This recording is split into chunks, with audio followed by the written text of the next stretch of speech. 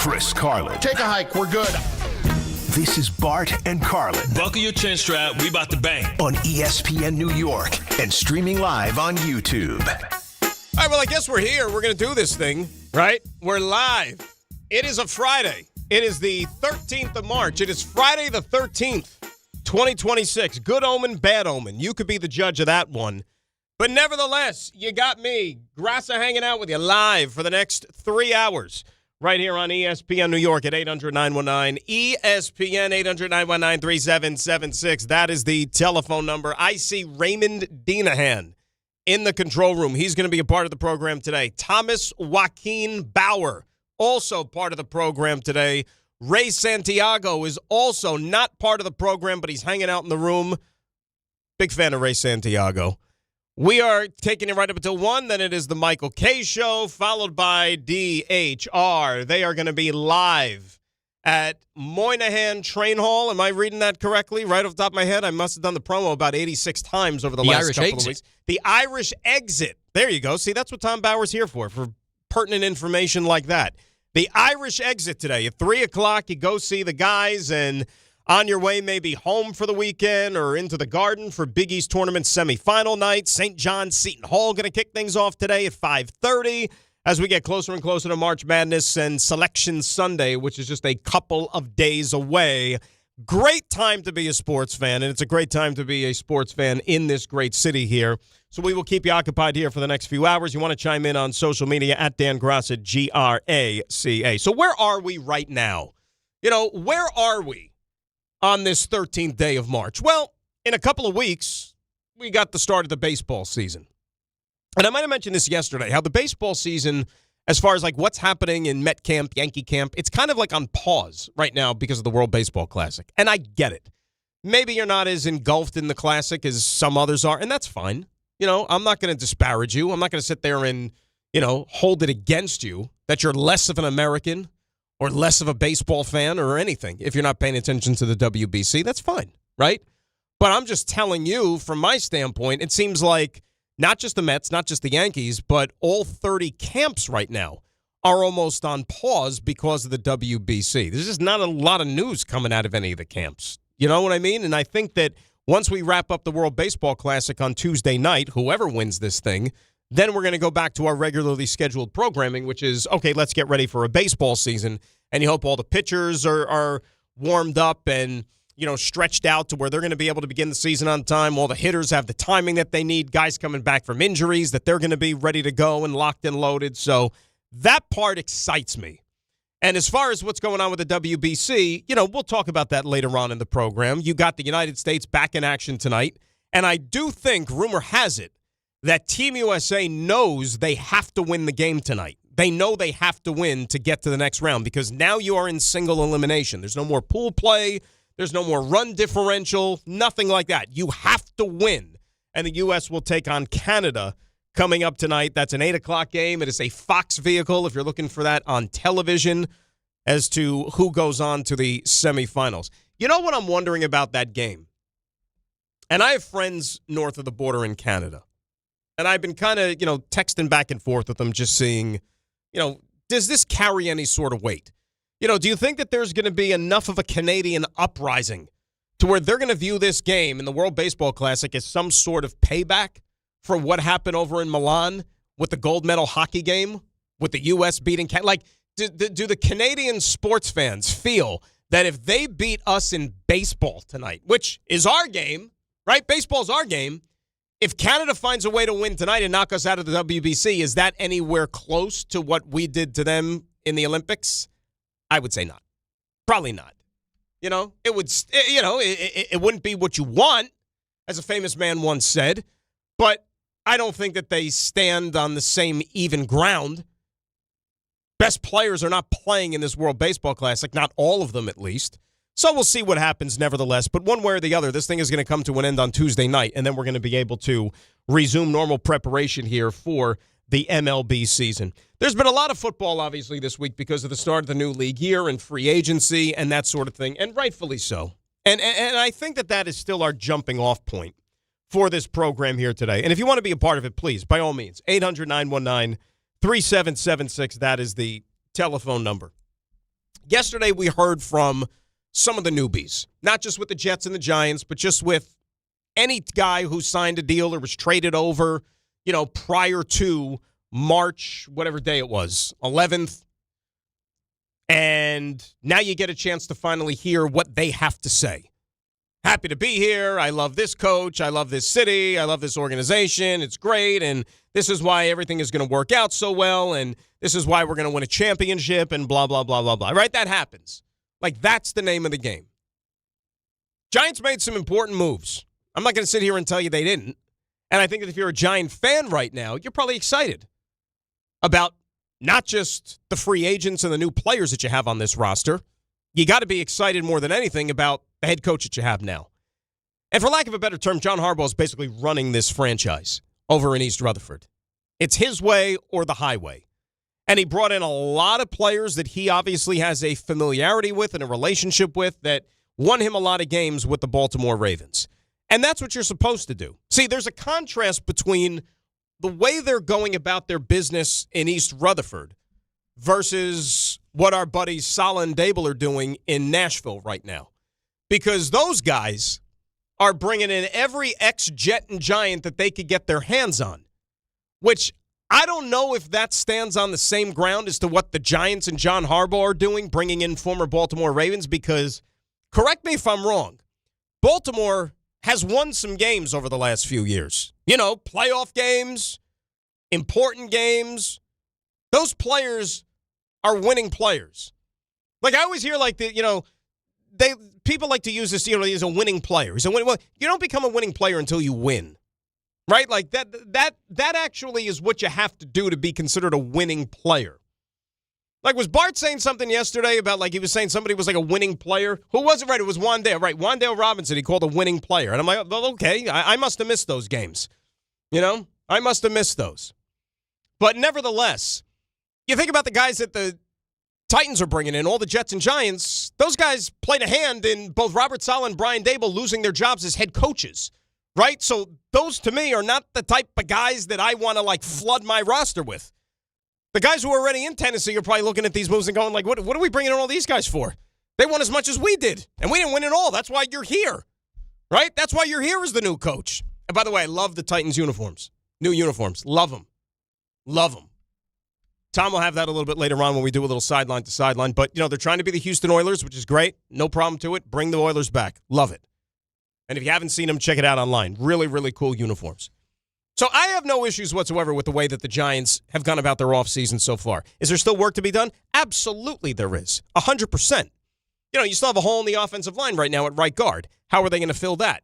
You still need help at wide receiver opposite Malik Neighbors. Malik Neighbors, by the way, who's going to be coming back from a pretty serious injury that might need some time to get going to be able to resemble his former self, right? So the job is still far from complete. I think that they could certainly still use another linebacker to really put some fear in the heart of this defense. Is that going to come in the form of Sonny Styles at number 5? We'll see. Bart and I talked about Jeremiah Love yesterday and whether or not he's still an option as a home run hitter for the New York Giants at number 5. Is that too high to take a running back? We'll get those answers coming up in another month, but I'm sure that everybody's got an opinion on it or two.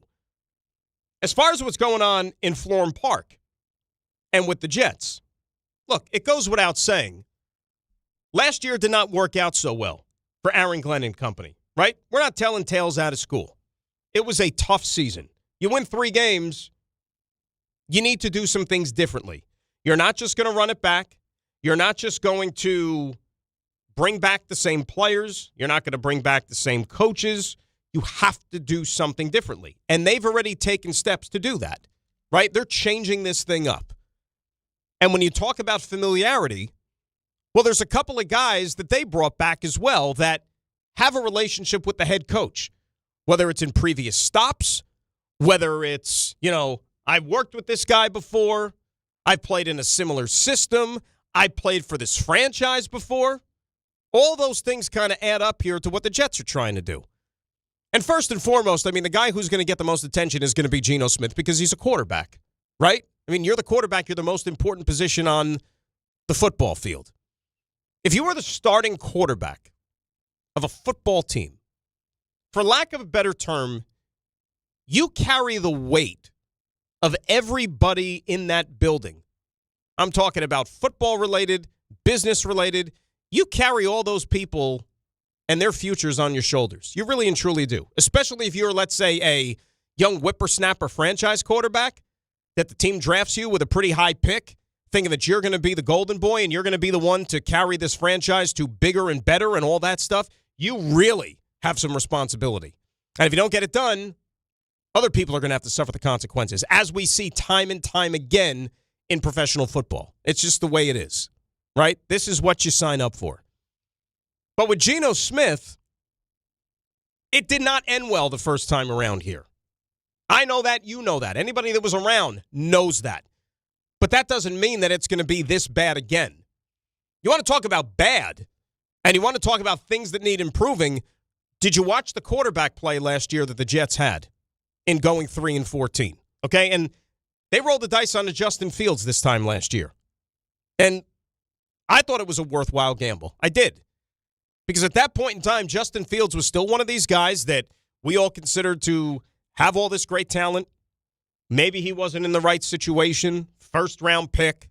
You know, are they going to be able to tailor an offense that plays to his strengths, plays to his skill sets, let him play quarterback? That's what Aaron Glenn said last year. We're going to let him play quarterback. Worked great for 1 week, and then it went south. And then it got to the point where he was essentially unplayable, and I don't know what his future is now as a starting quarterback in the National Football League. You know, he's already had 3 stops, and I don't know if he's going to get the opportunity to have another one. And technically, he's still on the roster, by the way. Still a New York Jet. But Geno Smith, so far, as an NFL quarterback, is more accomplished than Justin Fields is. I mean, he just is. You know, he's been to the Pro Bowl a couple of times. He has a couple of seasons where he threw for over 4,000 yards. Took a team to the playoffs. You know, he's played good football. But because of where he is in his career, and he's, 35 years old, give or take, somewhere around there.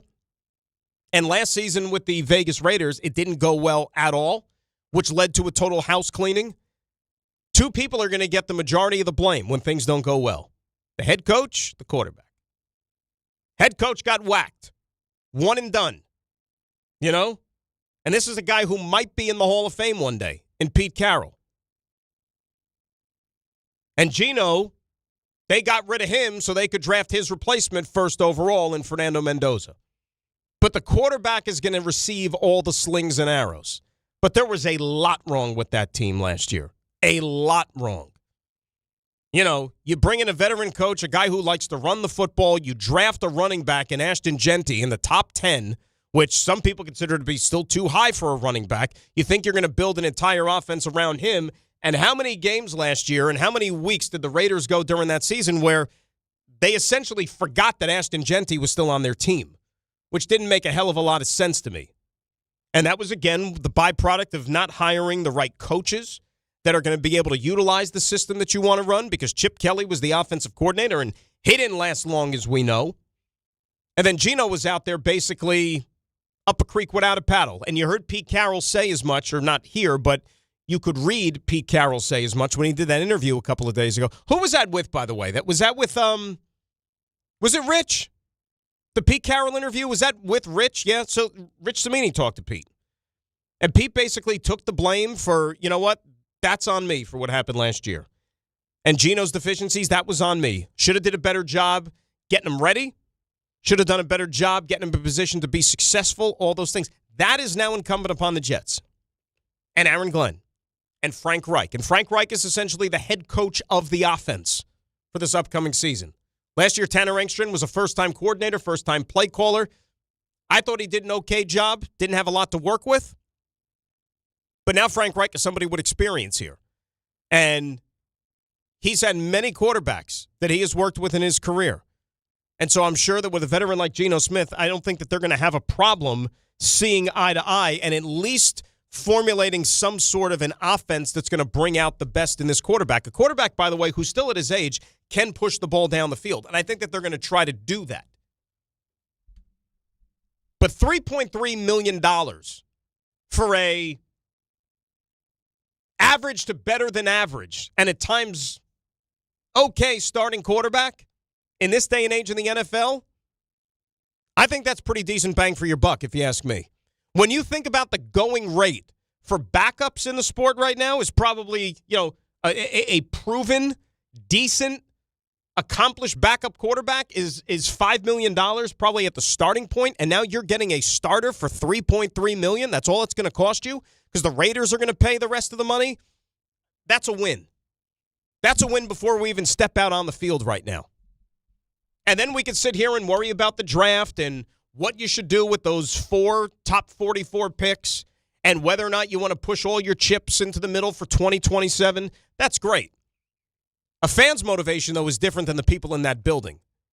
And the people in that building want to win. The coaching staff wants to win. Okay, Aaron Glenn is a smart enough guy to know that, hell, if I don't win this year and if we're not much better than 3-14 and we look the part, they might be looking for a new coach in addition to a new quarterback for 2027. So a lot is still on the table this year. And that is why, with some of the moves that they have made here throughout free agency, there is a little bit of that, hey, I know you, you know me. Because if you're going to go down, you got to go down with the people that you trust. He's going to be running the defense. He's going to have the people around him. And I think that's all you can ask for, too. Now, the wins and the losses are going to take care of themselves, obviously.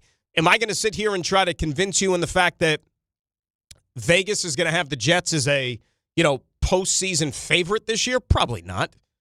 I don't expect the over-under to be that much different than what it was maybe even last year. But that doesn't mean that they can't be a better football team. Did anybody think the New England Patriots were going to be a good football team this past year? Remember, they were worse than the Jets were the previous season. The Patriots started off 1-2 this year. Patriots had Geno Smith, Pete Carroll, and the Raiders come cross-country and beat them in their building on week 1. If I would have told you that day that this Patriot team was going to be in the Super Bowl, you would have thought that I was a nutcase. So I got to play the games. But I'm willing to roll the dice into seeing what the encore for Geno Smith and company is going to be with this football team. And there's still work to be done. Don't get me wrong. Just like we talked about the Giants, there's still holes to fill. Every team could say that. Even the Super Bowl champions could sit there and tell you that on March 13th, there's still work to be done to get this roster to where we want it to be at the beginning of training camp. You still have a very, very important process here over the next 6 weeks leading up to the NFL draft. So there's still a lot of entertaining things to come in this NFL offseason, but at least up until now, I think when it comes to both of the locals, whether you're a Jet fan, whether you're a Giant fan, I think you got to like what your team has done up until this point. 800-919-3776. That's the telephone number. Let's start getting some calls up here. We'll start it off with our good buddy. He's Ira in Staten Island. He's first up here on ESPN New York. Hello, Ira. How are you? Hey, good morning, Dan. How are you? I couldn't agree with you more. Listen, I know what this year is all about, and you got to give the GM credit. He definitely, at least on paper, upgraded the roster. I don't like the Folk move, but we'll see how that plays out. But, in reference to Geno, it's a funny thing. You go back to his career. It's amazing how much he started off on a bad foot because of what took place because of Idzig and Rex. One of Rex's biggest faults, and I'm a fan of Rex, is that he stuck Sanchez back in that Giants preseason game, if you remember, got his shoulder wrecked, and Geno had to start early. Yep. And even though Geno had his moments, okay, it would have been a lot better if he sat for a year or two behind Mark, and you see what that. But it is what it is. But I'm all for it. Bring him back. You give me a solid year with Geno next year, and you bring him back for year 2, and you're drafting a quarterback next year. Say high in the draft. It gives you the opportunity where Geno starts again the following year, and you don't have to rush the quarterback. And to me, that's the best case scenario, and that's why I want to see Geno succeed. Bottom line, Ira, as a fan, you want the enjoyment, right? And thanks a lot for the phone call. No, nobody's going to sit there. And I think it's irresponsible to sit there and advocate for tanking and advocate to lose and all these other type of things. You don't know what tomorrow's going to. I don't want to get too philosophical here, but you don't know what tomorrow's going to bring, much less next season. All right, and if you want to go play the quarterback analogy game, do I have to remind people that a year ago this time, everybody was talking up the 2026 quarterback class in the draft and how that was going to be can't miss. And there's going to be at least 3-4 guys that go in the first round with that crop until a funny thing happened along the way, which was the quarterback class wasn't that good. And this time last year, when we were naming all of those quarterbacks, Ray Dinahan, I'll ask you the question because you're an astute college football observer. You watch more college football than anybody that I know. Phil Steele can only dream of watching as much college football as you do. This time last year, out of all these quarterbacks that people were talking up, was Fernando Mendoza one of them, by the way? No, he was not on that list. No. Maybe Kurt Signetti's, but not any list of ours. No mocks, no nothing like that. Fernando Mendoza, as a matter of fact, remember, was a guy that was quarterbacking at Cal Berkeley, Aaron Rodgers' old stomping grounds. And he went into the old transfer portal and was going to be taking up shop in Bloomington this past fall. And Indiana was coming off a college football playoff appearance bid, and that was a shocker. But they, lost their first game, and then that was it. So people didn't know what Indiana was going to be as a football team. They thought that they were like a nice story in 2024, but they wouldn't be able to carry it over necessarily to another year, much less now with this new quarterback that when Fernando Mendoza was at California, nobody was talking him up as some surefire future NFL starting quarterback, much less a first-round pick. And then a funny thing happened, didn't it? Where Fernando Mendoza goes out there, leads Indiana to an undefeated season, wins the Heisman Trophy, and becomes the de facto first pick in the NFL draft. So the same thing could apply when this college football season takes place later this year. We're sitting here talking up Arch Manning, tank for Arch, or whatever, funny saying or slogan people are coming up with. Have they come up with one already? Like for Manning, like something for Arch? I feel like we have something in the system from Bart saying, like, suck for Arch or something like that. I'll see if I can find it. That doesn't roll off the tongue, though. Well, it might not be a roller off the tongue, but it's something. I don't know what we could tank for the Texas quarterback. I mean, There's a march for Arch. Yeah, but what are we marching for?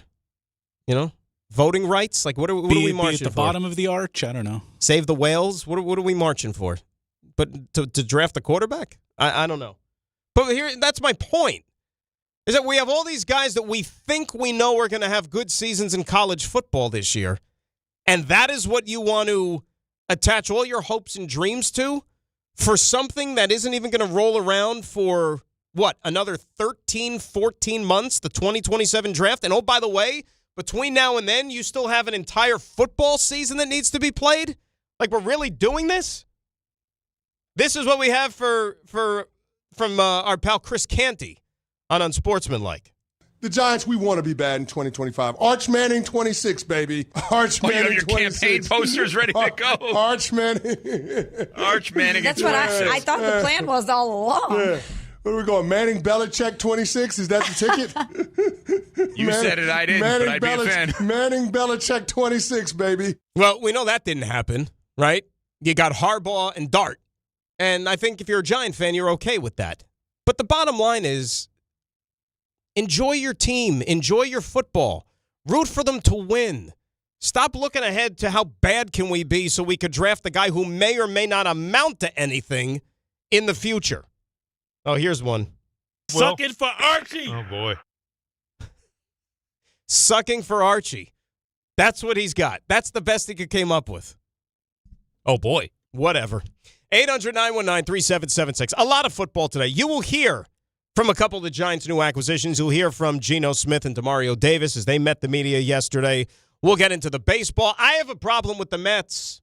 I got a problem with the Mets, and I'll let you know about it as we move forward through the program.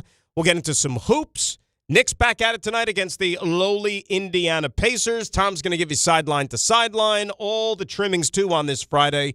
Graca in for the guys on this Friday. It's ESPN New York. This is the Michael K. Show. Soto is having a blast playing for the Dominican Republic. And he said that this ranks up with the most fun years of his career, 2019 and 2024. Yankee fans, I see it building on social media now, how you're going to jump Mets. See, like being a Yankee more than a Met. I don't think it's fair. Maybe he absolutely loves being a Met. But in terms of the season, he didn't enjoy it. Why would he enjoy not making the playoffs? The Michael K. Show. Weekdays at 1 on ESPN New York and streaming live on YouTube. Do you have trouble getting in and out of the bathtub? Are you afraid you'll slip and fall entering or exiting a tub? Safe Step walk-in tubs can transform your bathtub from an area of concern to a calming refuge. Call them today at 1-800-731-4558 and save $1,600. Safe Step walk-in tubs and showers are proudly made in Tennessee and offer an ultra-low step-in, avoiding that difficult climb over a traditional bathtub wall. They also offer a variety of therapeutic benefits that may help soothe your aching muscles and joints, increasing your mobility, boosting your energy, and improving your sleep. Safe Step walk-in tubs are designed to easily fit your existing tub space and are often installed in as little as one day. Just dial 1-800-731-4558 today to save $1,600 and receive a free shower package. That's 1-800-731-4558 for a free no-obligation consultation and to save $1,600. Safe Step walk-in tubs. Safety never felt so good. In Queens, heavy traffic on the Grand Central Parkway eastbound out by the Clearview, almost out toward the Cross Island Parkway. Looks like a crash there. East and westbound delays. And the BQE southbound at Queens Boulevard accident recently cleared. Heavy traffic on the Atterbridge crossing going into New Jersey. Broken out vehicle left lane at the middle of the bridge going into New Jersey on 440. Very slow out of Staten Island. Still about 30 minutes at the George Washington Bridge. The Lincoln and Holland tunnels with a 15 to 25 minute delay. And New Jersey Transit up to 1 hour delays still because of those overhead wire problems from earlier this morning. Big suspension earlier today, but the trains are running, but with limited service in and out of New York's Penn Station. I'm Bob Williams on 880 ESPN New York. March is here, and the madness is underway. Schweppes offers above-the-rim refreshment and is proud to sponsor the Big East Conference. Take a break from the action with a Schweppes Seltzer. Enjoy 7 refreshing flavors, such as black cherry, lemon lime, cranberry lime, and strawberry mango. Each Schweppes Seltzer flavor provides a perfect touch for any occasion. Schweppes, a sparkling tradition since 1783, and the perfect way to elevate your everyday refreshment. Stop by your local food bazaar to get your favorite Schweppes Seltzer for a slam dunk experience.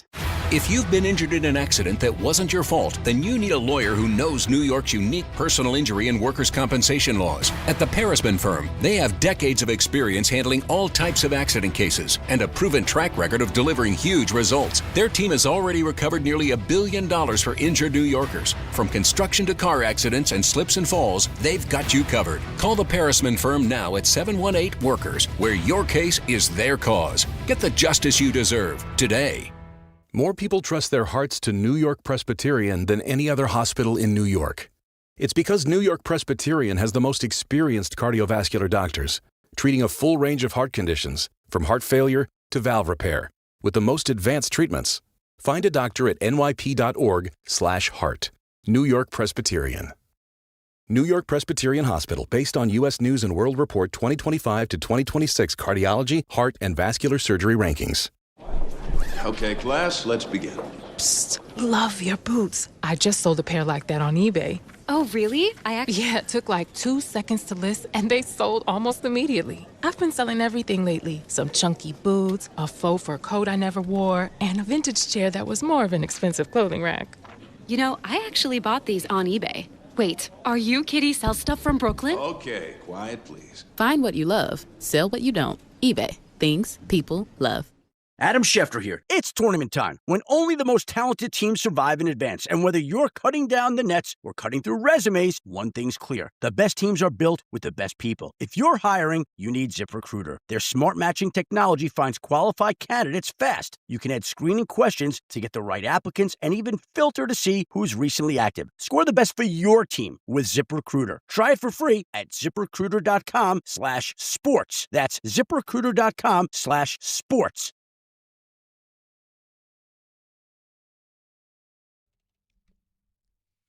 All right, get ready, New York soccer fans, and I mean get ready.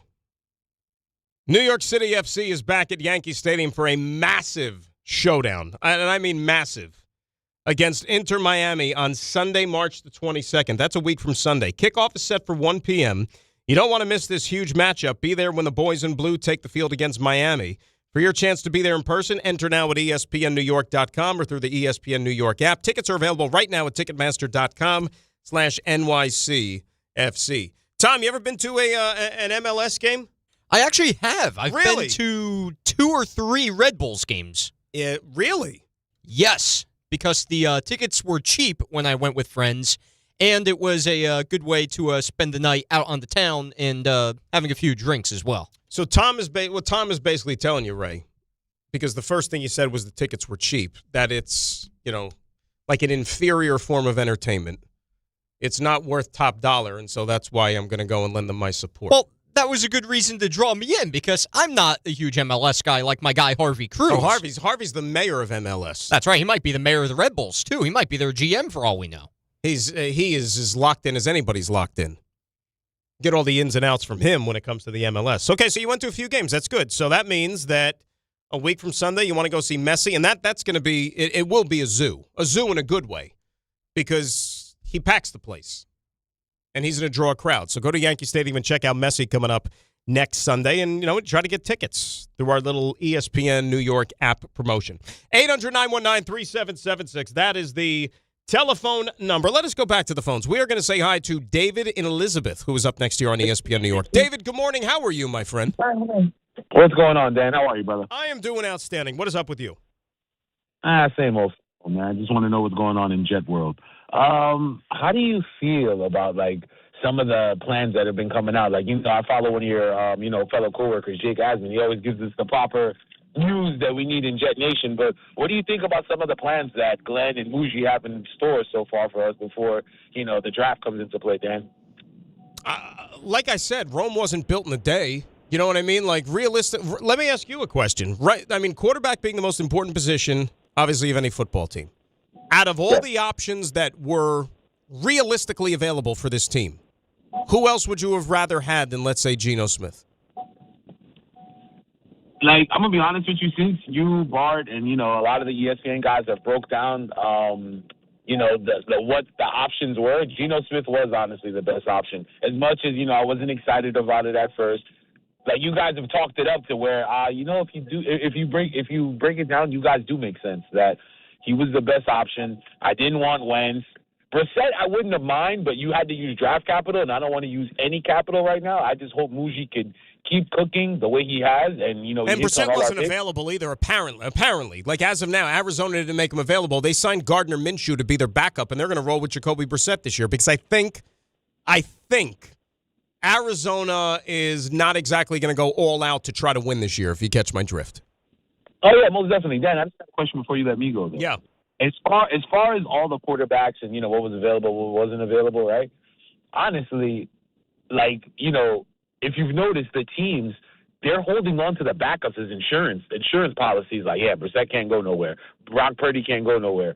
Gardner Minshew, he's not on their field, but, certain backup quarterbacks, they're not going anywhere. They're holding them as insurance policies. Anything goes wrong, at least I got somebody that could hold us down for a couple weeks until my starter comes back, and, then we could, try to save season or, save face or whatever that is. Appreciate it, Dan. Enjoy your weekend. Dave, appreciate you.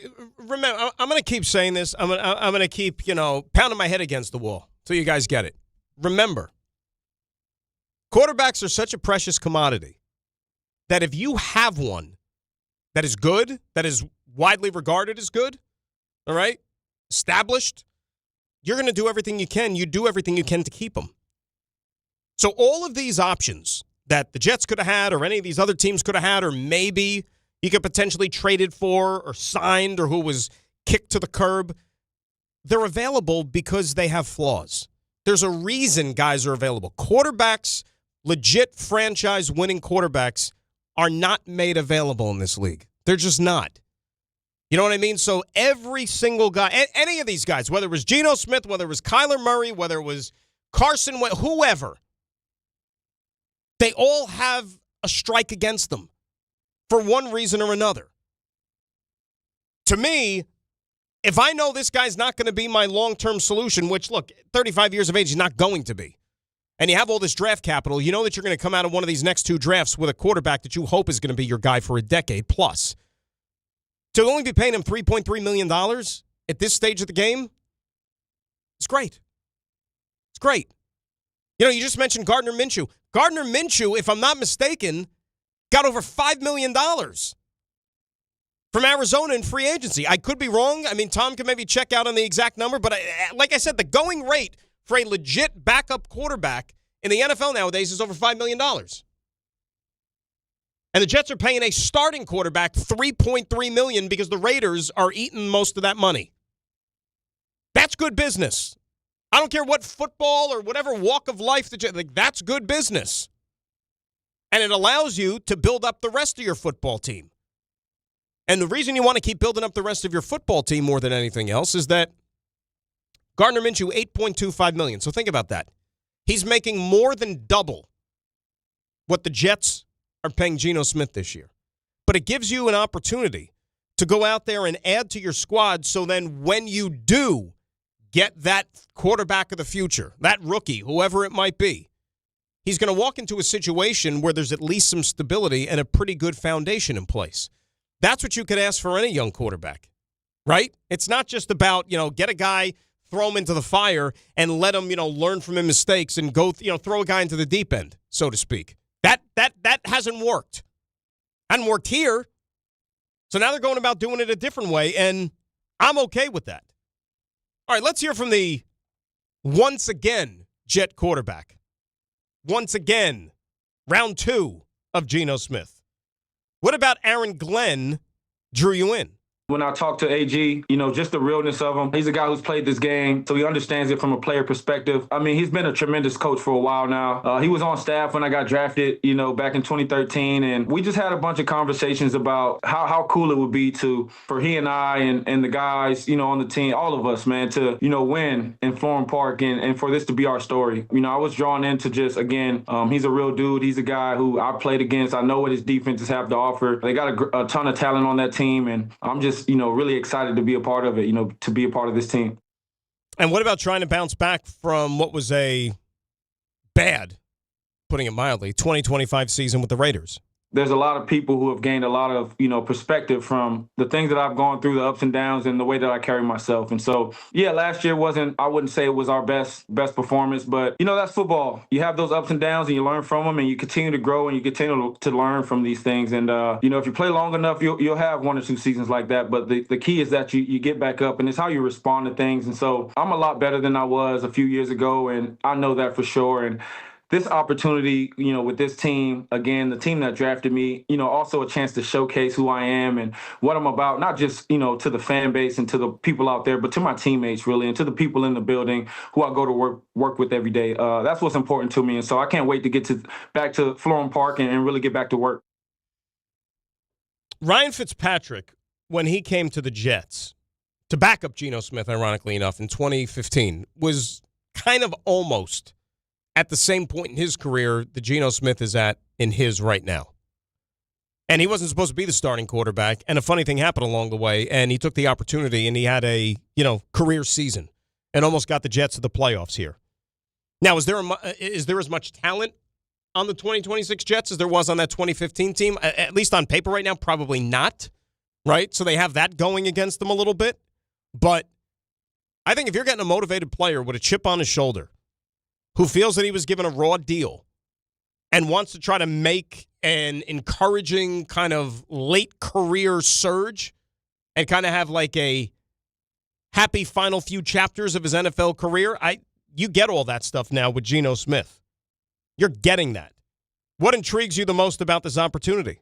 I've been, watching these guys through highlights, I feel like for a bunch of years, and watching Garrett, route guys up and, just create separation, watching Breece Hall, the way that he runs the ball, and Braylon, the way that he runs, and the guys up front, being a part of, Coach Reich's system and being coached by Coach Musgrave. All the things are there, and I'm just super excited to be a part of this team and to, once again, just meet the guys, develop that camaraderie in the locker room, and then, go to work on the field. Do they have already over-unders, like kind of like off-season, preseason, whatever you want to call it? Like, do they have something on one of those DraftKings or whatever it might be, like an over-unders at this point of the off-season for NFL teams? I mean, you could bet on anything anytime. As far as wins go? Wins. I believe they came out with those, but I don't know if they've done them since free agency. Yeah, like a post-free agency type thing. Well, what were the Jets last year? They were 5.5? At the beginning of the season, it was. I want to say it was like 5.5, somewhere in that range. So if you were to speculate right now, mid-March, and if you were going to assign an over-unders or something like that, it's probably My guess, somewhere in that same range. I would say like in that 4 to 6 window. It was 6.5 last year. That's what the internet is telling us. Came up a little short. This year, the New York Football Jets, 5.5 is your over-under. 5.5. All right, so it was 6.5 last year. They won 3 games, and right now they say that it's 5.5. What about the Giants? The Giants are an improvement, 7.5 right now. Now, you realize that 7.5 for the Giants, that's more the John Harbaugh factor than it has anything to do with what they did with the roster. Oh, of course, it sure is. Like, I think, at least I expect, like, as a Giant fan, for John Harbaugh to come in and double the win total last year, which would give them 8 and put them right at that over-under of 7.5. So that's very fair in my eyes. And I think that you would take that. I think that if you're a Giant fan right now, you would sign up for 8 wins in a heartbeat. In a heartbeat. Because you know what 8 wins would imply? It would imply progress, that things are heading in the right direction. And you haven't had any of that for how many years as a football fan in this town? You just haven't. You know, you would sign up for that in an instant. Because more often than, think about what's the reason you brought this guy in here and basically gave him the keys to your castle. It's to get rid of all the nonsense that's been going on the field, off the field for the last, decade pretty much? And they've allowed him to make the moves that he feels necessary to make this thing a winner. So from that standpoint, you know what? 8 wins, even in this NFL, I think that you would stomach that if you're a Giant fan. You can't expect a New England Patriots situation to happen every single year. That you're going to hire a new coach, team that only won a few games the previous year. You know, you're going to go out there and you're going to spend some money in free agency, and you're going to coach them up well. You're going to have a young quarterback that's ascending, that takes this quantum leap, and you're going to find yourself in the Super Bowl. It's crazy, though, right? Because if you do want to make the similarities between the Giants and, let's say, the Patriots from the previous year, second-year quarterback, brand new head coach. You know, I don't want to put like Mike Vrabel and John Harbaugh in the same category as coaches. Like, yes, Vrabel had success in Tennessee. He went to an AFC championship game with Ryan Tannehill, for crying out loud, right? So, he does kind of know his way around the block, but I don't think the Giants, at least as of now, actually, the Giants did not even come close to spending as wildly as the Patriots did last offseason in free agency. Like, they spent a lot. The Patriots spent probably close to as much as any team in the National Football League, and they did a good job. Take nothing away from them. The Patriots did a real good job in free agency, and I know that that's a risky proposition because when you throw money at guys, you don't know if they're necessarily going to go out and have good seasons. The Pats knocked free agency out of the park, and that's the reason why they were able to have some success and take it all the way to the Super Bowl. 800-919-3776. You'll hear from a couple of the new Giants. Want to get your calls up as well. Graca on a Friday, ESPN New York. 25 a month, 5 whole years. Same sweet number in your ears. Check it in a year, check it in 5. This ain't optimum 5, but price is still alive. 25 a month, 5 whole years. Same sweet number in your ears. Get Optimum famously fast fiber internet. Optimum.com/25 for 5. Or call 8884-OPTIMUM. Terms apply. See Optimum.com for details. What if your instincts could pay off? With Robinhood Prediction Markets, you could put your knowledge to work on the events that matter to you. Prediction Markets isn't just sports. It's the Fed rate decision, your favorite award show, and so much more beyond the playing field. Trade events with Robinhood. Visit Robinhood.com/predict. That's Robinhood.com/predict. Futures and cleared swaps trading involves significant risk and is not appropriate for everyone. Event contracts are offered by Robinhood Derivatives LLC, a registered futures commission merchant and swap firm. Right now, new FanDuel customers can get up to $300 back in bonus bets every day for 10 days if your bet loses. And here's how it works. Place a tournament bet using the token, and if it doesn't win, you'll get up to $300 back in bonus bets every single day for 10 straight days. That's 10 chances to play all tourney long, from game props and money lines to spreads, totals, futures, and so much more. You can even mix things up with same-game parlays for a shot at a bigger payout. However you want to fill out your bracket, FanDuel makes it easy to stay in the action day after day. So visit FanDuel.com/local to sign up today. FanDuel, it's time to dance. Must be 21 and older and physically present in New York. Must apply select token each day. Bonus bets are non-withdrawable and expire 7 days after receipt. Tokens are received in increments of 1 per day. Restrictions do apply. See terms at sportsbook.fanduel.com. For help with a gambling problem, call 1-877-8-HOPE-NY or text HOPE-NY at 467-369.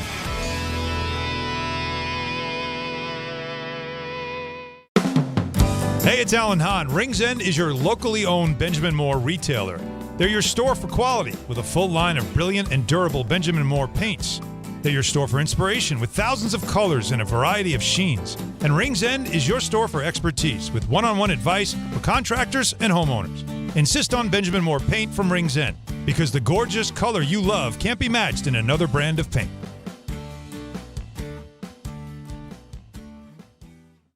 Life is full of choices, some big, some small. And when you choose an H&R Block Tax Pro, you're choosing the largest network of tax expertise to be in your corner. For when your big ambitions need help with the small details. For when your 6 figures come from 6 different places. For when your gaming stream becomes your revenue stream. For when your business's year 1 needs 70 years of tax know-how. At H&R Block, we've seen it all, and we're here to help you make the most out of your money for life outside the box. Get started at hrblock.com. Do you read more about your team in the off-season than in the season? Does your game day outfit include a brown bag with eye holes? Then you may be a fan of a BST or bad sports team. Luckily, when you bundle your home and auto insurance with Progressive, you're protected, because seeing your painted face in the rearview mirror after a loss isn't just depressing. It's distracting. Visit Progressive.com today. Progressive Casualty Insurance Company, affiliates, and other insurers. Covered subject to policy terms. Not available in all states or situations. I'm Boomer Esiason. My mom died from cancer. She was only 37 years old. She didn't have life insurance, and that was devastating for my family. That's why having life insurance is so important to me. Ethos makes it fast and easy. Get a quote in seconds, apply in minutes, and get same-day coverage. You can get up to $3 million in coverage with no medical exam. Get your free quote at ethos.com/play. That's ethos.com/play. Paid spokesperson. Time spent on application may vary. Online health questions required. Thy ticket, Lady Jennifer of Coolidge. Well, many thanks, good sir. Here'th my Discover card. They accept Discover at Renaissance fairs? Yeah, they do here. Discover is accepted at the places I love to shop. Getteth with the times. With the times? You're playing the lute. Yeah, and it sounds pretty good, right? Discover is accepted at 99% of places that take credit cards nationwide. Based on the February 2025 Nielsen report. It's DiPietro and Rothenberg's Pickleball Madness. Friday, March 20th at Pickleball Heaven in Medford, Long Island. Come out and watch them play, dominate, or be humbled. Meet Rick DiPietro and see his hot, sexy body and play pickleball with him. Get to play, pickleball with Rick and Dave, and it's going to be great. The show starts at 6 a.m., followed by pickleball at 10 a.m. and a tournament watch party at noon. Come out and see the guys. Enjoy the pickleball and college hoops action. Entry is free and open to the public. Brought to you by Pickleball Heaven. We'll see you there.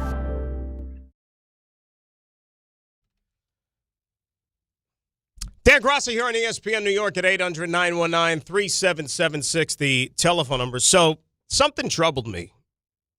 During the commercial, went outside, was having a conversation with my good friend, your good friend, everybody's good friend, RJ Santillo. What are you doing for the weekend? What are your plans? What you got? And he said he's got a birthday party to go to on Saturday. All right, whatever. Not like a birthday party for like grown-ups. Kid's birthday party. Little Antonio. I said, where is this party? Freehold, New Jersey. I said, Freehold, New Jersey. I said, that's a hike for me. And I live in the state. RJ don't live in New Jersey. I said, who does Antonio know in Freehold? He's 2 years old. Like, how does he know somebody that far away? So what I suggested, because Tom Bauer, that's more his neck in the woods, right, Ray? Like he's kind of like right around the corner, basically, from Freehold. I thought like Tom Bauer, since he's not really busy probably tomorrow, he could do RJ a solid and he could be like the official chaperone guy so he doesn't have to schlep all the way down to the party. Now, how does Antonio get there? They'll drop him off at wherever. Like it'll be like a common meeting place. Like Tom will come up the Parkway and they'll meet at like a rest stop. Now you're raising Tom's price. I might be raising his price. Yeah, that would be, because now we're including tolls and gas. Like, maybe we'll end up meeting at, like, the John Bon Jovi Service Center or something like that. That's the one I was going to go with, yeah. Or the Molly Pitcher Rest Area or something like that. Oh, yeah. At one of those spots. But, I mean, you do the exchange, like divorced couples do that have to, switch the children on the weekend or whatever. Like, they meet, at a common ground, and then they, here's the kids, see you next week. That's what they could do for Bauer. RJ could give Antonio to Tom. They could go to the pool party, and then RJ can enjoy Saturday. No, I could just dye my hair like black or in RJ's color, whatever it is, and we're the same height, so we might be able to pass this off. What would honestly, like Ray said, like what would your price be? Like if let's say it's a. I don't know, like a 4-hour afternoon. 4 hours on a Saturday. On a Saturday. March. So it's not like the weather's going to be that great. It's not like you'd be doing anything great outside. It's March. You know what I mean? Well, how much interaction do I have to do at this birthday party? Well, you got to keep an eye on the kid. There's water involved. You don't want a drowning episode. I don't know if they have a lifeguard. I would like to think they have a lifeguard on duty, but you never know. I don't know the place. But you don't ever want that to be on your hands, God forbid, if something goes south. Well, listen, we can call Ira. Maybe he can be the Ira lifeguard. Go. Right, exactly. Ira could be the official lifeguard. Yeah, and then Ira can carpool with me from the Molly Pitcher Service Center. So what are we talking, like a few $100? It's got to be at least starting at $200. Wow. I would think. He's a kinder man than I. Starting at $200? Yes, and then if we're meeting at the Molly Pitcher Service area, we might have to raise it another $100. Oh, no, he'll kick in for gas tolls, all that stuff, 100%. 100%. Yeah, that to me is almost like separate. You could expense the tolls and all that stuff because remember you got to get your Easy Pass printout in a month or whenever you do that, or go online and check it out. You print out the days that you were using the service to go pick up the kid, go to the party, and then you just send it to RJ. Now we work for the same company. Do I have to go through Disney for this? No, this is like a mano thing. This is under the table. Under the table, behind closed doors. You could even open the door. I don't care. But the bottom line is, I think you would be up for it, right? You don't have any plans tomorrow. I'm going to the Islanders tonight, so I'm going back to New Jersey. You're so that's going to be the Islanders game tonight? That's right. Really? All the way out on Long Island? That's right. Meeting a buddy I haven't seen in a while, going to a nice restaurant beforehand, and then we're going to go watch the Islanders probably lose to Artemi Panarin. So let me get this straight. Like, Ray, we were sitting in the office this morning. We had the whole pre-show powwow for at least an hour. We covered a wide variety of topics. Like a swath, if you will. A swath of topics. Mm-hmm. Everything that your heart could desire. Not once during that entire time together did Tom mention that he was going to an Islanders game tonight. The Islanders game tonight. And we even brought up Artemi Panarin, did we not? We brought him up. Oh, we brought him up. We said he was in town. Playing the Rangers on Monday. Playing the Devils tomorrow, right? The Kings play the Devils tomorrow in Newark. They'll probably beat them because everybody beats the Devils. Even Calgary, who can't beat anybody, couldn't even score on the Rangers, and they put 5 up on the Devils last night. Islander hockey, Tom Bauer. Where are you going to eat? It's some Italian restaurant situation. Nice. I'm letting my friend make the pick. No, so all right, so he's going to the. So here's what we got going on. He's going out to dinner. He's going to the Islander game. Are you going home tonight after the Islander game? That's correct. All right, so you're going to get home really late. Really late. Because he's coming from Long Island all the way down to the Jersey Shore. Then he's going to have to wake up. The party, I think, is at 1 o'clock, he was saying. So what time do you think he's meeting RJ to exchange the kid? Now, is this like a Tom Coughlin situation where if you're 5 minutes early or late? No, or they're going to start start. They're going to start the party whether you're there or not. I don't think that matters. So we can be fashionably late. Yeah, I would say by the latest 12:30, right? Okay, so that's not bad. So I'd say we probably meet around 11:45 just to be safe. You don't know what traffic's going to be like on a Saturday. Then you go to the party. You put in your 3-4 hours or whatever it is. Then you go back. You make the exchange again. RJ could hang out in Jersey or something like that, just so he doesn't have to go to the party. You can go to the American Dream Mall. You go to the American Dream Mall, whatever. Go have, if it's a nice enough, I don't know what the weather is, but if it's a nice enough day, you could go have lunch someplace in the shore area, maybe a little outdoor event if possible. Might be a little cold for that, but I think maybe you can make it work. depending with the wind and stuff like that. But nevertheless, so that's your day, and then you'll probably be off the clock, I would say, somewhere in the 5 o'clock range. It's not a bad way to spend the Saturday. I hate to put you out there like that, but I think you can help a buddy out. And you can make a couple of bucks doing it. Maybe make some new friends, too. Now, RJ hasn't signed up on this yet. I'm the one who's sitting here trying to orchestrate the whole thing. What kind of friends are you making?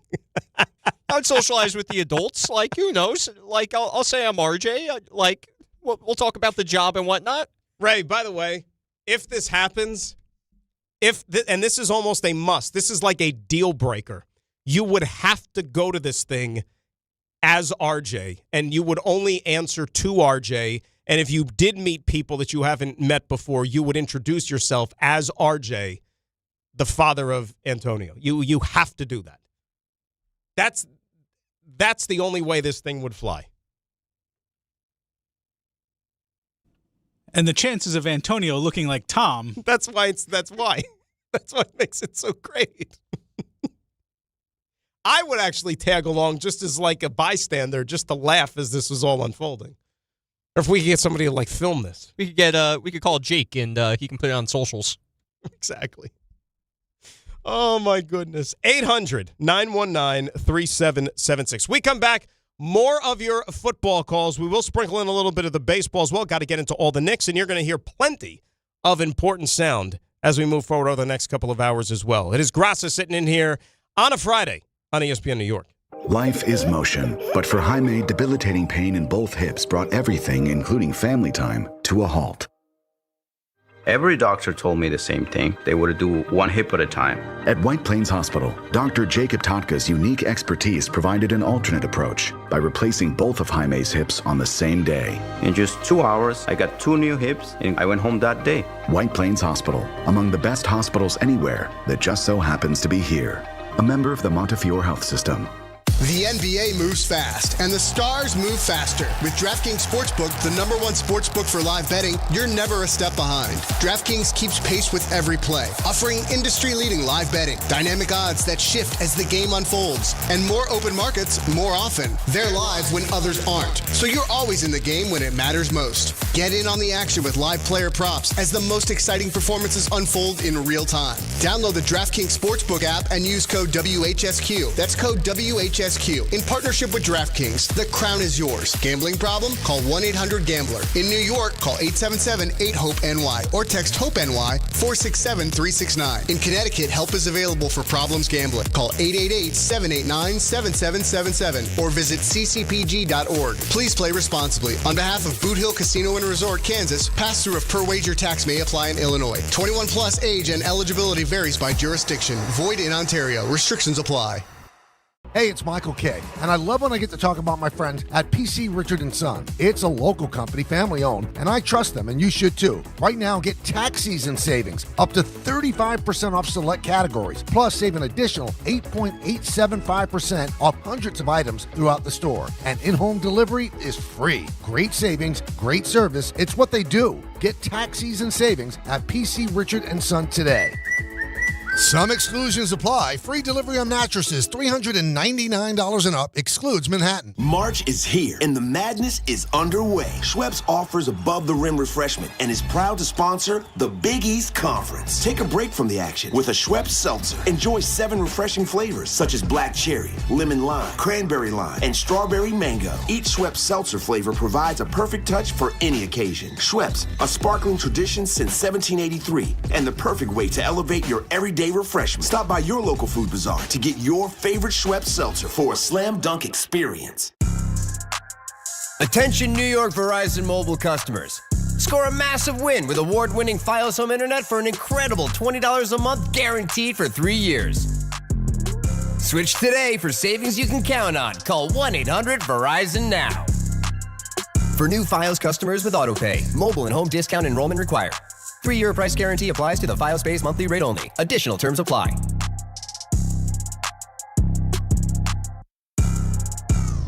I'm Boomer Esiason. My mom died from cancer. She was only 37 years old. She didn't have life insurance, and that was devastating for my family. That's why having life insurance is so important to me. Ethos makes it fast and easy. Get a quote in seconds, apply in minutes, and get same-day coverage. You can get up to $3 million in coverage with no medical exam. Get your free quote at ethos.com/play. That's ethos.com/play. Paid spokesperson. Time spent on application may vary. Online health questions required.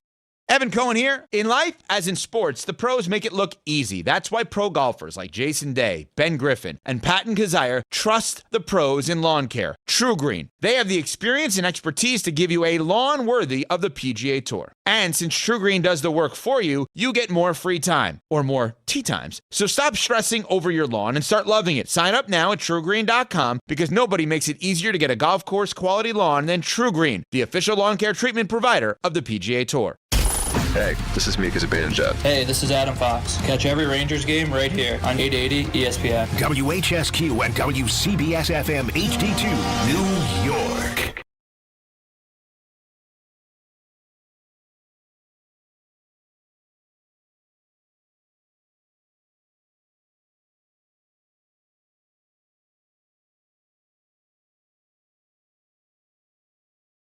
All right, hour number 2. We are rolling along on this Friday. We're having a lot of fun, in case you can't tell. Graca sitting in here for the guys on ESPN New York at 800-919-3776. At Dan Graca is where you can get me on the old socials. And I always forget to mention this. And, this is one of my shortcomings as a human. And, I'm taking courses to try to become better. But you can also watch the show on YouTube. I always forget to promote the YouTube link. Is there if I were to watch this show, Tom, if I wanted to find it on YouTube, how would I go about finding it? Well, if you follow us on Twitter at Bart and Carlin, every day we tweet out the YouTube link. But if you go to youtube.com and search in ESPN New York, right, you will find every single show there. And if you click the ESPN New York icon, it will take you right to the live show. 100%. And you get to see my amazingly handsome mug filling up your screen for the next couple of hours. That's how you know you've stumbled on the right place. So it's as simple as that. And I keep forgetting to mention it, but there you go. You can also watch the show in addition to listening to it if that is one of your options that is possible. Let's get back to the phone calls. We've done a lot of football in that first hour because, look, football's not going anywhere, and it's only going to heat up over the next month or so as we get closer to the draft. Cal is in Connecticut. He's up next. Want to talk a little Giant football, which is way cool. What's up, Cal? How you doing today? Hey, what's going on, you guys? Good, Cal. What's on your mind today? Just quick first shout-out to you guys. There's not a lot of football action going on, but for you guys keeping the free agency and the draft talk going, and it's exciting. Shout out to all you guys. There's not a lot of football talk going on right now. It's like the most. There's no action. There's no football action. Oh, we don't have any games. But Cal, remember, the NFL has become a 12-month-a-year, 365-day sport. It really and truly has, with all the news that always is going on. Yeah, and I'm a football addict, so shout out to you guys for keeping the talk going. But I had to call in when I heard who said that the Giants fans would sign up for 8-win season. That would probably be me. Are you a Jets fan? I am one of the Jet broadcasters, as a matter of fact, but it's got nothing to do. I'm an unbiased observer.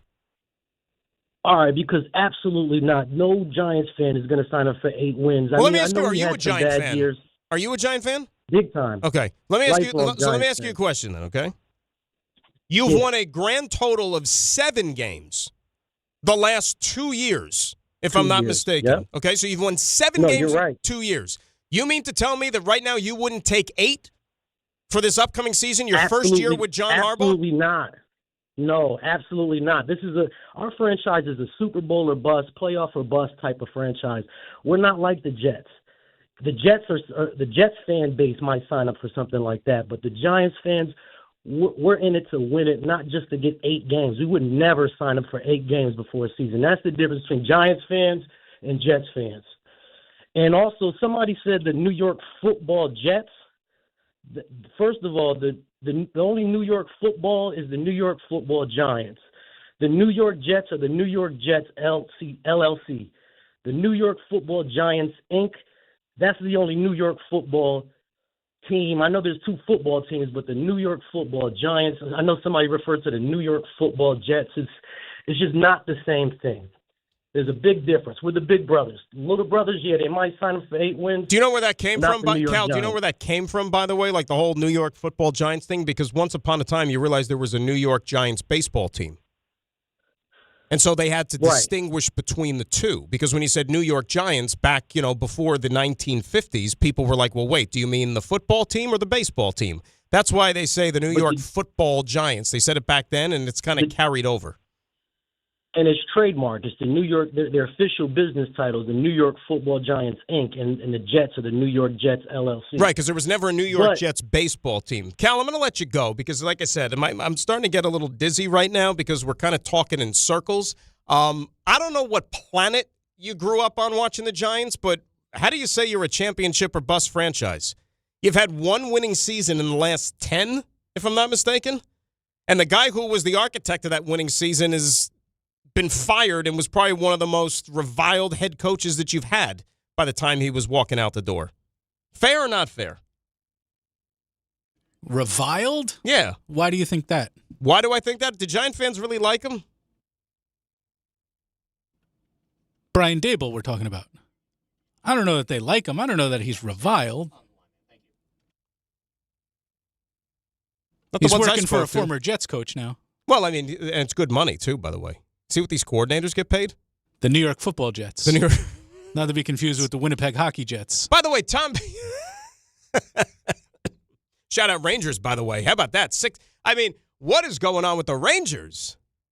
All of a sudden. They're like a machine. Too bad nobody told them that the season started in October, but, whatever. Good little springboard into next season. Let the youngsters play. You're getting the best of some of these guys. So, Tom, you were the one that said New York Football Jets. Yes, that was out of sarcasm. It was. I figured that. But yeah, do people realize that? Like, I know, like, it's some people get uppity over like really like insignificant things like that. But there was a time that you know that team that plays out in California, the San Francisco Giants. Like once upon a time, they were born in New York and they played at the Polo Grounds, and they were called the New York Giants. And it wasn't until the mid-'50s that they and then the Dodgers thereafter moved out to California. Did they ever win a pennant? Yeah.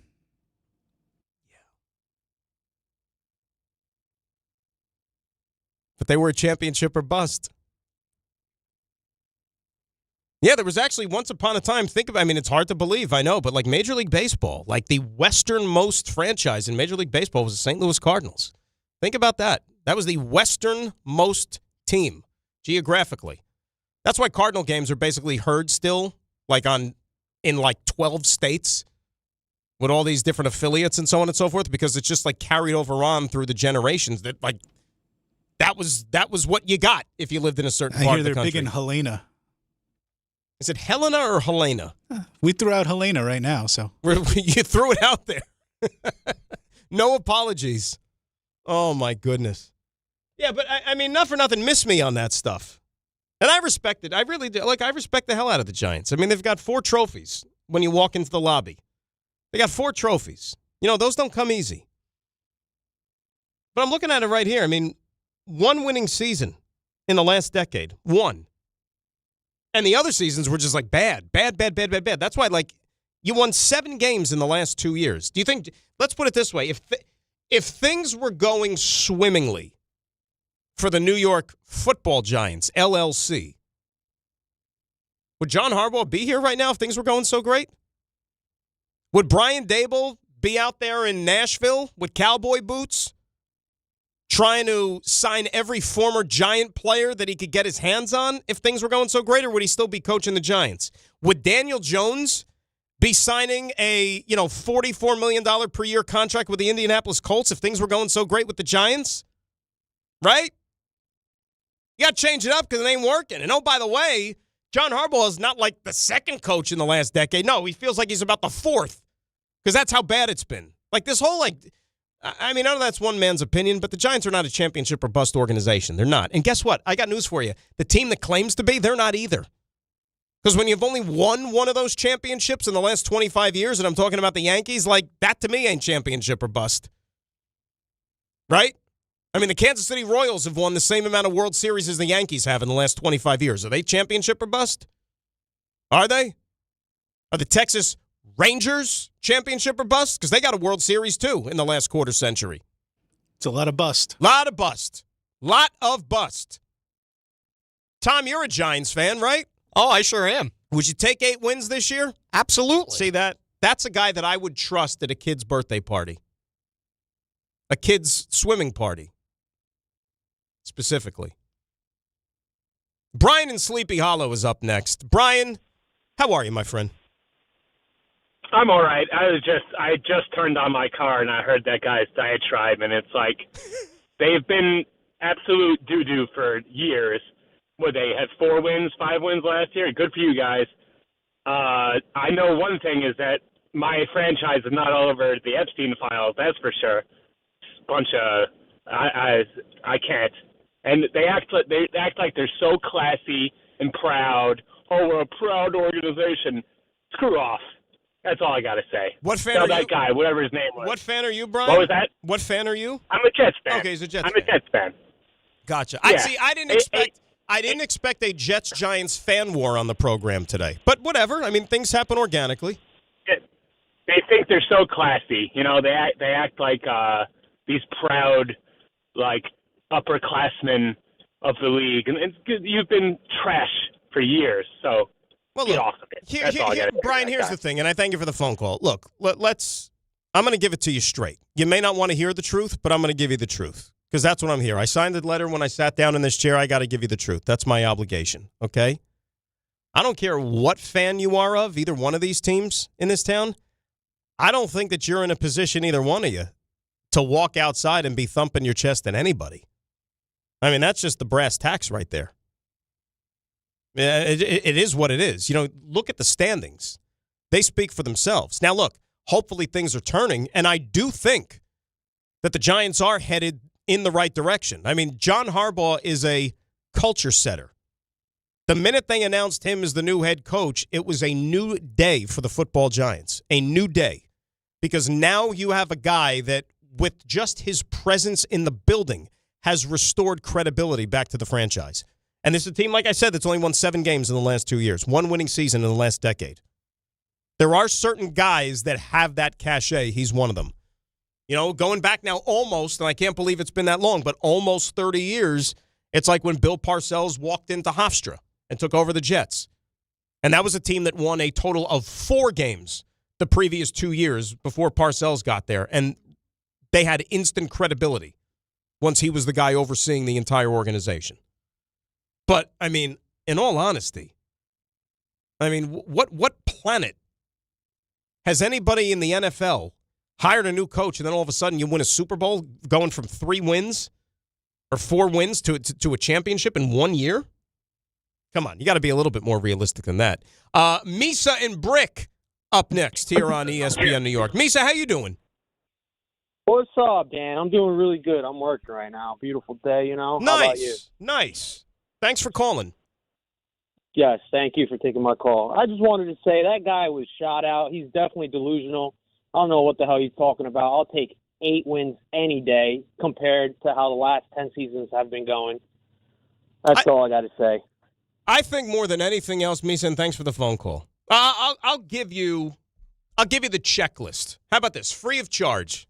You're devoting your time. You're listening to the show. You're maybe watching the show, whatever you're doing. I'll give you free of charge, unsolicited advice as a Giant fan what you'd sign up for this year. And I'm not even going to sit here and give you a number. It's got nothing to do with numbers. First and foremost, number one, I want to see that the new culture has been put into place with John Harbaugh at the helm. Okay, that might not be something tangible. I think that's something that you sit there and you just know when you see it. And that might not happen overnight. It might take a couple of months. It might take X amount of weeks, whatever it is. But that is the most critical component of this upcoming Giants season, the culture established by John Harbaugh. That's number one. Okay, number two. Maybe you guys know where I'm going with this with number two.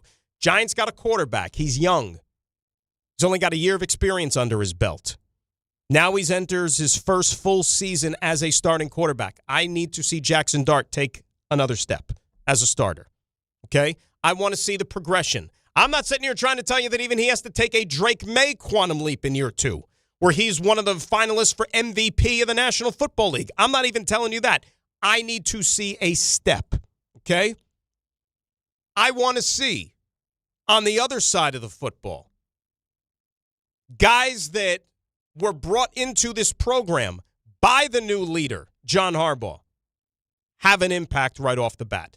And that goes for the veterans, starting with Tremaine Edmonds, who they signed, all the other guys that used to be Baltimore Ravens who can do a good job in helping facilitate the culture change with this franchise, and whatever they end up doing in the draft, I want those guys to immediately come in and help this football team right off the bat, especially the first-round picks, the high picks. Those are 1, 2, and 3. The top of the list, the checklist, as a Giant fan, what I want to see for 2026. You're probably saying to yourself, what about some of those new Giants? What did they have to say? Here's Patrick Ricard. He was a guy that was a fullback with the Ravens. Now he's a fullback with the Giants. And you know what? He's got one objective only. It's going to look like a group of individual playing together who loves football. You're going to see the passion on the field. You're going to see guys playing incredibly hard for one another. You're going to see a defense that's not going to want to come to MetLife Stadium to play us. You're going to see, just bodies flying over the place. You're going to see guys just selling out for their teammates. I know that's what I'm going to bring, and I'm going to try to bring that to my team and show that to my teammates and prove that every day and just be the example for the locker room for everyone to follow. That's why these coaches, like the situation that John Harbaugh is in right now, that's why you sign guys like that have been a part of your program in the past. Culture guys. To help get that word and that message and just that feeling around the locker room. And there's nothing wrong with that. That's what you need. 800-919-3776. That is the telephone number. Let's say hi to our pal Subi in Midtown, who is up next here on ESPN New York. Hello, Subi. How are you? Yeah, Dan, so you were mentioning that the Jets will be transitioning this year, but how do you transition to a team like the Seattle Seahawks defense, who has been dominant last year? Do the Jets have that potential in their players, or are they going to have to transition to even the following year to get that build up? I mean, Seattle, that defense didn't have world-renowned draft picks. They just had players who, obviously played together. What's your opinion? How did that Seattle defense accomplish making a new what was the name of their new defense? Like, it has some new name. How can the Jets build on that? It was a couple of years in the making is what it was. Remember, that wasn't Mike McDonald's first year, Subi, right? That was his second year at the helm. So they were building up to this. I don't think that from a Jet standpoint, look, defensively, I don't know what the statistics were, but that was arguably the worst defense in the NFL last year. The worst defense. Like, I mean, if they weren't the worst defense in the NFL statistically, I'd like to show me who was, because it's going to be tough to top that. But they've already brought in some pieces that they think are at least going to make it a little bit better. I'm sure that they're going to be continuing to add to it. Look, if Arvell Reese ends up being the guy that a lot of people think he can be, as the guy with the quote-unquote highest ceiling of any defensive player in the draft, and if he hits that ceiling, then you know what? If the Jets do take him, that's also a disruptor that you need on defense. They don't have enough of those guys yet.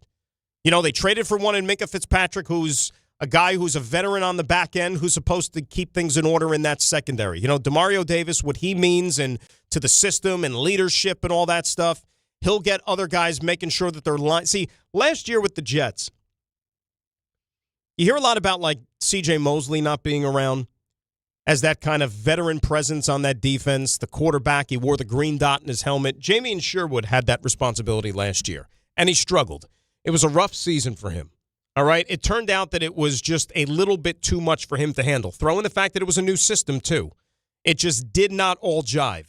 So now you're going to have a guy in there in DeMario Davis who's going to wear the green dot. He's going to be the quarterback of the defense. He's going to make sure everybody is lined up properly. He knows the system.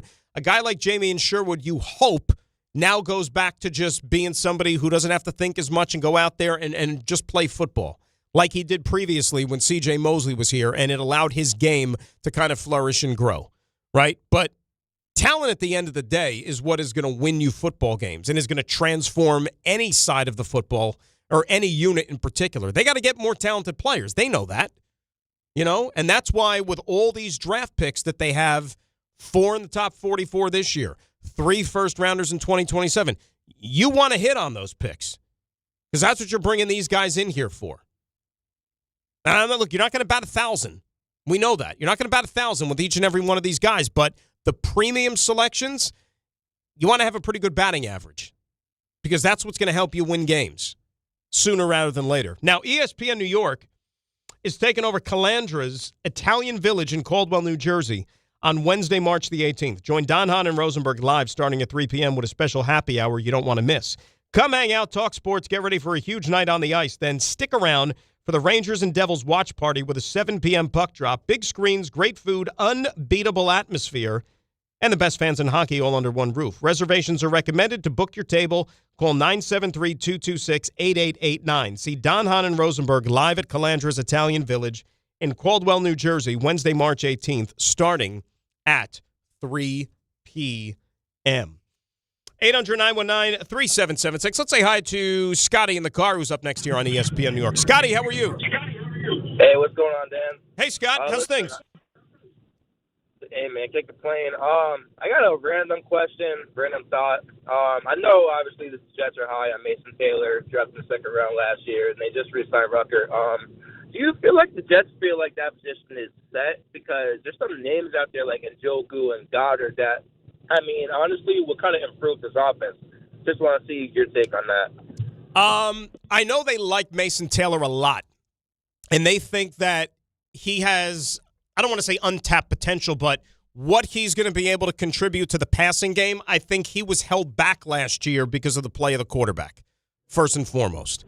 So I think now that you have a guy that could push the ball down the field, and let's put it this way, is not afraid to throw the ball down the field, and maybe isn't as reluctant as, let's say, a Justin Fields was at times, they hope that that can take his game to another level. Mason Taylor went through a stretch last year for a couple of weeks where he was really starting to, unlock a little bit in the passing game.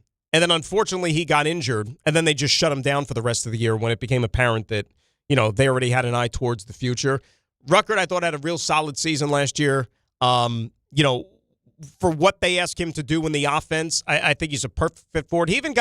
Ruckert last year had his most productive season, believe it or not, in the passing game, too. So I think that he has ability, to contribute in the pass game. And hopefully he gets a chance to do that now with this new quarterback. But, I know David Njoku's still out there, and, he's had a long career, a good career. Dallas Goedert, same with them. I think if those guys maybe are still hanging around come the springtime because nobody has met their price yet, I think that's certainly worth an opportunity to maybe, on a low-cost flyer, if you can get them at, kind of like a team-friendly deal, why not take a one-year flyer on those guys, right? I mean, I can't see them in, investing any draft capital in that position, or at least not premium draft capital. 800-919-3776, that's the phone number. We'll get more phone calls coming up, and I have a slight problem with one of the teams in our area. I really and truly do. I don't know how much of an annoyance it is, but it's something that's definitely kind of like made me think over the last couple of days. We'll talk about that coming up next as well. Tom is also going to give us sideline to sideline. A lot jammed into the next hour and a half plus. We roll till 1 o'clock. Then it's the K Show right here on ESPN New York. This is Don, Hahn, and Rosenberg. I think the thing about the Knicks is that we don't know what they are. Getting to the finals, can we all agree? Getting to the finals has to be the least they do this year to make it feel like a successful season. I know, but the finals, I actually don't agree. I think they have to look great in the playoffs, and I think they have to battle in a conference final, and I think you could still feel good about this team. Don, Hahn, and Rosenberg. Weekdays at 3 on ESPN New York and streaming live on YouTube. Every 40 seconds, a child is reported missing. That's 2,000 children every single day. It's a heart-wrenching reality that we can no longer ignore. Find the Children is a non-profit organization dedicated to helping find missing kids. You can be a part of their mission by donating your unwanted vehicle, running or not. Call 1-800-294-0222. We guarantee that you will receive the maximum tax deduction. We provide fast, free pickup with 24-hour response. Call 1-800-294-0222. Find the Children provides crucial resources to help find missing children and educational materials to teach kids how to recognize and avoid predators. Our recovery programs have a proven track record of reuniting kids with their families. It's time to act. Donate your unwanted or unused car. Help us build a world where every child is safe. Pick up the phone and call 1-800-294-0222. Together, we can bring these kids home safely. This advertisement was paid for in partnership with Cars R Us and Find the Children. Prizes, flyaways, even cash money. You want it? We've got it. Find a list of all contests and official rules by visiting ESPNNewYorkContests.com. That's ESPNNewYorkContests.com. Hi, this is Don LaGreca. I'm big on having the right game plan on the ice and at home, which is why I use Viking Pest Control myself as the pest control provider and proud partner of the New Jersey Devils. Viking has been protecting homes for over 45 years with expert pest control service and solutions tailored just for you. From ants and cockroaches to rodents, stinging insects, and backyard mosquitoes, Viking keeps pests out of your house and out of the play. Bundle pest control with mosquito services and save big. One call, one company, total peace of mind. Visit VikingPest.com. Viking Pest Control, protecting your home inside and out. March is here and the madness is underway. Schweppes offers above-the-rim refreshment and is proud to sponsor the Big East Conference. Take a break from the action with a Schweppes seltzer. Enjoy 7 refreshing flavors such as black cherry, lemon lime, cranberry lime, and strawberry mango. Each Schweppes seltzer flavor provides a perfect touch for any occasion. Schweppes, a sparkling tradition since 1783 and the perfect way to elevate your everyday refreshment. Stop by your local food bazaar to get your favorite Schweppes seltzer for a slam dunk experience. 25 a month, 5 whole years, same sweet number in your ears. Check it in a year, check it in 5. This ain't optimum 5, but price is still alive. 25 a month, 5 whole years, same sweet number in your ears. Get Optimum famously fast fiber internet. Optimum.com/25 for 5. Or call 8884-OPTIMUM. Terms apply. See Optimum.com for details. In sports, the tape never tells the whole story. Hiring is no different. AI can make candidates look like an MVP on paper, so knowing the person and the skills behind the resume matters. That's where Robert Half changes the game. Our recruiters combine their expertise with award-winning AI to evaluate skills and fit quickly. Learn how we can find you specialized talent in finance, accounting, technology, and more. At Robert Half, we know talent. Visit roberthalf.com/talent today. Shop the Sherwin-Williams Spring Sale and get 35% off paints and stains March 13th through the 23rd. Whether you're refreshing your interior or exterior, we've got the colors to bring your vision to life. And with delivery, getting everything to your door is easier than ever. Shop online to have it delivered or visit your neighborhood Sherwin-Williams store. Retail sales only. Some exclusions apply. See store for details. Delivery available on qualifying orders. At Uline, the prevailing opinion is, if you don't live it, you don't believe it. The people at Uline believe in hard work, and they live it by being there 24/7 to answer your call, having 41,000 items in stock, and offering same-day shipping from 12 locations across North America. Business owners, sellers, buyers, shippers, and packers believe it. Uline is the hard-working, dependable source for your shipping and industrial supplies.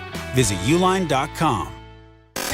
This is the Michael Kay Show. Soto is having a blast playing for the Dominican Republic, and he said that this ranks up with the most fun years of his career, 2019 and 2024. Yankee fans, I see it building on social media now how you're going to jump Mets. See, like being a Yankee more than a Met. I don't think it's fair. Maybe he absolutely loves being a Met, but in terms of the season, he didn't enjoy it. Why would he enjoy not making the playoffs? The Michael Kay Show, weekdays at 1 on ESPN New York and streaming live on YouTube.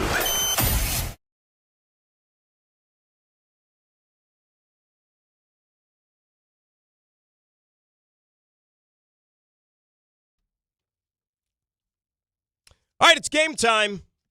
It is brought to you by Tullamore Irish Whiskey because when it's game time, it is Tully time. You want to talk about things that are on here. You want to talk about things that you can just sink your teeth into as a sports fan. How about 105 today? If you're jonesing for some spring training baseball, you've got the Yankees. You've got the Atlanta Braves. That's going to happen. Live North American sports exhibition entertainment. 5:30 today. Men's basketball, Big East tournament, semifinals, St. John's, Seton Hall. Like, what more can you ask for? Local rivals. Seton Hall needs the game in the worst way. Seton Hall, right now, if we're sitting here and we're doing, like, the bubble, Selection Sunday is a couple days away, right? We're doing the bubble right now. Seton Hall is probably in that proverbial category of first 4 out. They're out. They're in that first 4. They need this one tonight. That is their only chance. If Seton Hall wants to get to the tournament, they need to beat the Johnnies tonight. I don't know if they have it in them, to be quite honest with you. Coverage begins at on 1050 ESPN and the ESPN New York app starting at 5:10. Not to minimize the job Shaheen Holloway's done, by the way. A absolutely very, very deserving winner of Coach of the Year in the Big East. Mets Nationals at 6:05. And at 6:10, they're going to take on the Marlins. Little split squad action for the Metsies. 2 spring training games for the price of 1. Then you've got World Baseball Classic quarterfinals beginning at 6:30. Korea and the Dominican Republic. That is one of the 2 quarterfinals tonight. Then at 7 o'clock, this is all chronological, by the way. 7 o'clock, the Islanders host the Kings. If you play your cards right and you are venturing out to UBS Arena, you might run into Tom Bauer at this game tonight, as he will be in the building. Knicks are on the road to face the Pacers. Our coverage begins at 7 p.m. right here on 880 ESPN New York and the ESPN New York app. I guess we could call that a revenge game for the Knicks because they got embarrassed by the Pacers the last time they played them. And then at 8 o'clock, you got the big one, the granddaddy of them all, the quarterfinal matchup, U.S., Canada, WBC semis. Somebody tell Mark DeRosa that the U.S. has to win if they want to play another game in this World Baseball Classic tournament. That is Game Time. It's brought to you by Tullamore Dew, the original triple distilled, triple blended, and triple cask matured Irish whiskey. Be sure to grab a Tullamore Dew or try the new Tullamore Dew Honey during today's action. Glasses up to enjoying Tullamore Dew responsibly. Before we get into our little sideline to sideline, let's say hi to John in Bethlehem. We want to talk to him. He wants to talk about the Giants. What's up, Johnny? How are you? Hey, I'm doing great. Out for a run on the rail trail, listening to you guys, and I have a couple things I want to share. Nice. From the road, what is going on? So, number one, Giants, I heard your list. I would just take meaningful December football. I don't care about the numbers. I just want to play games that make me want to pay attention in December. Done. Because you know what? If the 3 things that I hit on, if those come true, then you get December football that's meaningful. Number 2, not on the Giants. Mm-hmm. I have 4 kids. My wife and I were blessed with 4 kids over a 7-year period. Okay. Youngest one's 26 years old right now. Oh my gosh. If I go back to when they were little, and I had the chance to go on an adventure one-on-one with any of my kids, that is so precious. I would never sell that.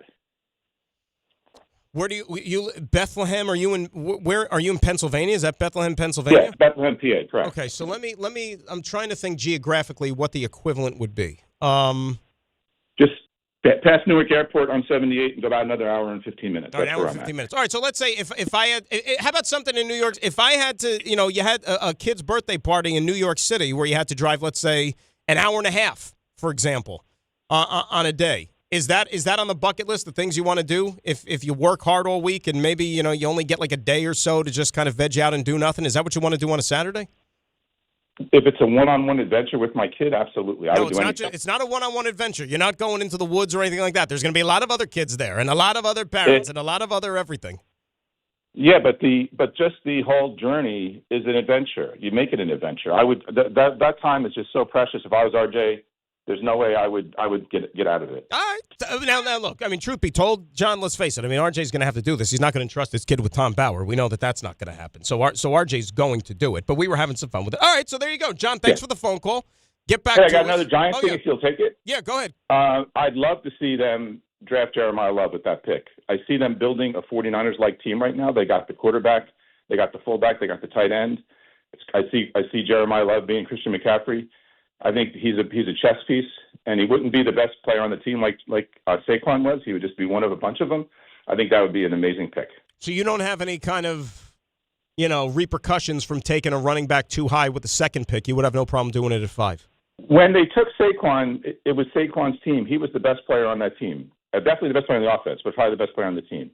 If you look at the team now with the quarterback, with Neighbors, with Andrew Thomas, they bring in Jeremiah Love. It's not the 2, it's the 5. I think he's such a difference maker, and I think he's better than any of the receivers I see mocked to him. I think because he could be a receiver, he could run out, he could split out. I think he's just such a difference maker. 2 of my kids went to Notre Dame, so I've got a chance to see him up close. John, if I give you the choice of a running back at 5, or if I could give you a terror middle linebacker, sideline to sideline, what are you taking if I gave you that choice? I think they've invested so much in the defense already. I understand. To me, it's between those two guys. It's Styles or Jeremiah Love. I don't see anyone else that really changes the team valence level wise.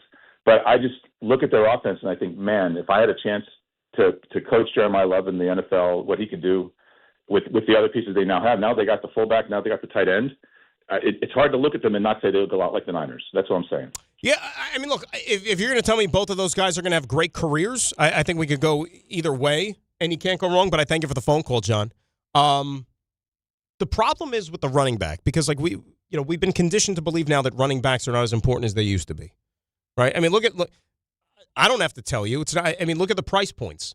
Didn't we just get done with the whole franchise tag thing with Breece Hall? Like, the fact that a running back is only going to get a $14 million price tag because of the franchise hit, and then compare it to some of the other positions around the NFL, like that's what teams covet now when they look at team building. Anyway, the problem with the running back, if you're going to tell me the Giants are going to go Love at 5, part of me then wants to be a little riverboat gambler. And how cute can I get? Right? I could get him at 5, but can I get him at 7? Could I get him at 8? And then get a couple of extra premium draft choices, perhaps, by moving back a few spots? That's how I would think if I was in the room and if I was John Harbaugh and I was running the show. All right, great. I know I could get my running back at 5, but can I get him a few spots down? But I'll tell you something.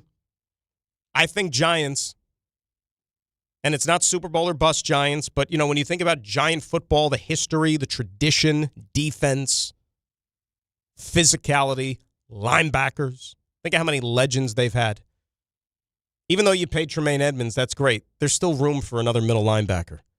And if Styles is that guy, and if he turns out to be legit, and he's sitting there at number 5, I mean, that might be just too good to pass up, man.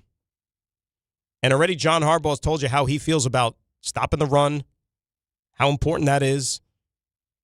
That's a guy that can help you stop the run. John Harbaugh coached Ray Lewis. That's what a game-changing middle linebacker could do for your defense, among other things. And they had other pieces, of course, but he might want to go get that guy with the Giants. Not saying Tremaine Edmonds is a bad player, but he not that guy. Not that guy. 800-919-3776. All right, Tom, I know I took up some of your time here. I apologize, but we are now going to turn things over to you to give us a little sideline to sideline. It's going to happen. This is Sideline to Sideline. Go. With Bart and Carlin. Well, here we go, Mr. Dan Graca. Hi, Tom. How you doing? Oh, I'm doing wonderful. How are you? I'm doing fantastic. I think energy is good. Vitals are good. So everything checks out.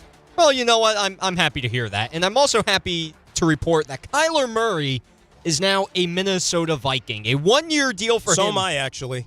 I'm happy to report that. I'm glad you are, too. Minnesota will pay $1.3 million of Kyler Murray's salary for the 2026 season. The whole salary, by the way, $36.8 million. That's a lot of money. Murray will now have a supporting cast of T.J. Hawkinson, Justin Jefferson, Jordan Addison, to name a few people. Murray said he cannot wait to become a Viking. And, this is such a touching story.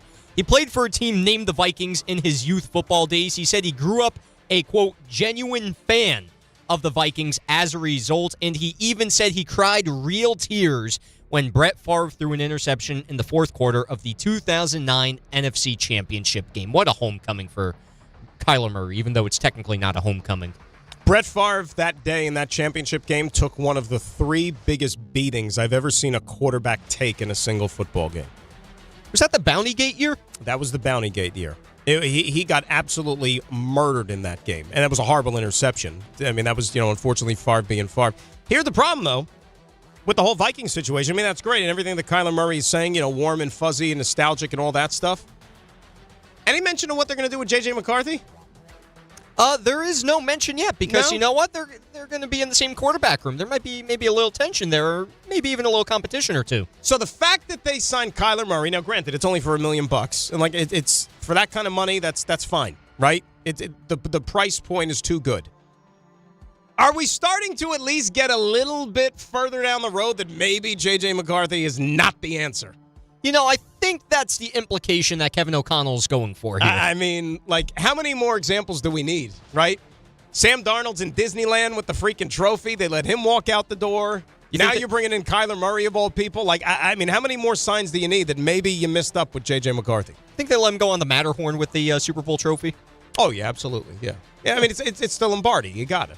Yeah, good for him. The Lombardi's a good traveling trophy. That didn't make any sense.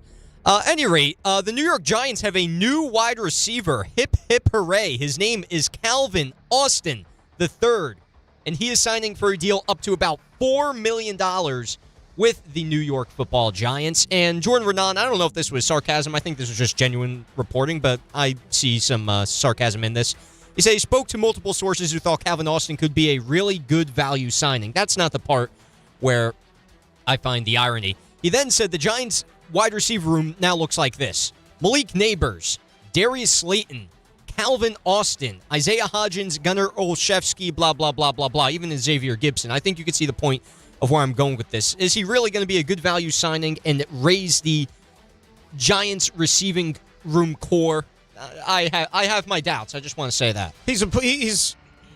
He's kind of a poor man's Wan'Dale Robinson because they're similar type receivers. He's a small, shifty wide receiver, kind of in the same mold as Wan'Dale.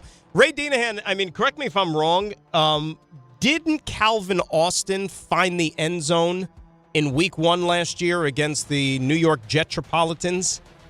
Definitely once, maybe twice. I remember it was in the far end zone, at least from where we were sitting in the press box in the second half. I could be wrong. Stand by. I'll try to find that information for you. As caught from Aaron Rodgers. Caught from Aaron Roget, absolutely. Let us see. Jets, reception. Yeah, how about that? 4 catches, 70 yards, and a TD.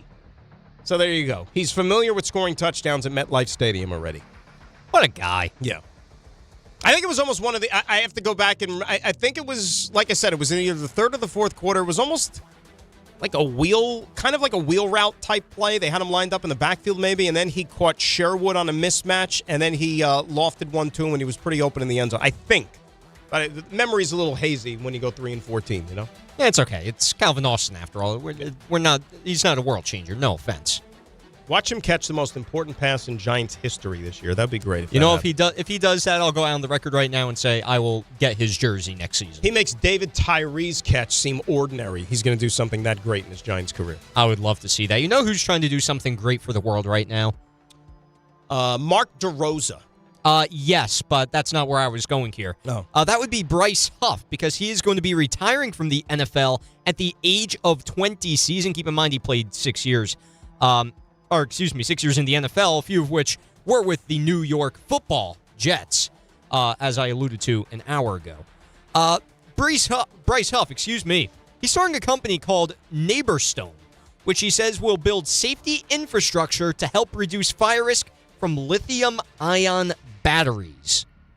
I'm not too familiar with that field there, Dan, but it sounds like he's going to be doing some good things for the world. Oh, we don't have the sound from Bryce Huff? He had recorded like the whole speech of him announcing his own retirement, like on his Instagram. I thought we were going to play some of that sound. Oh, I didn't know you wanted the speech. I thought you just wanted the news. Yeah, I mean, Bryce Huff, and all kidding aside, he's a great dude.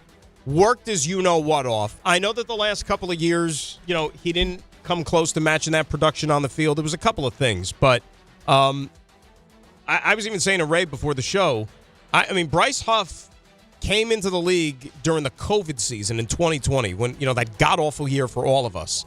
And he was an undrafted free agent for the Jets, and he won a job, as a situational pass rusher, and he stuck around.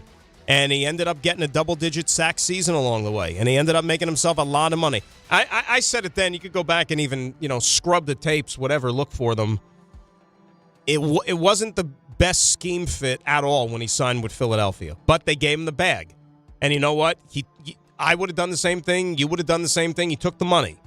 And because he took the money, he's now able to retire at the age of 27 and start a company that's trying to eliminate lithium-ion batteries or something like whatever he's doing. But, the only reason at 27 that you can go into the extinction of lithium-ion batteries is because you signed a very lucrative free agent contract, and he did. So I applaud him for that. I know the last couple of years he's kind of fallen off the NFL map a little bit because He just didn't produce. Remember, he was like a healthy scratch for the Super Bowl the Eagles got to a couple of years ago and won.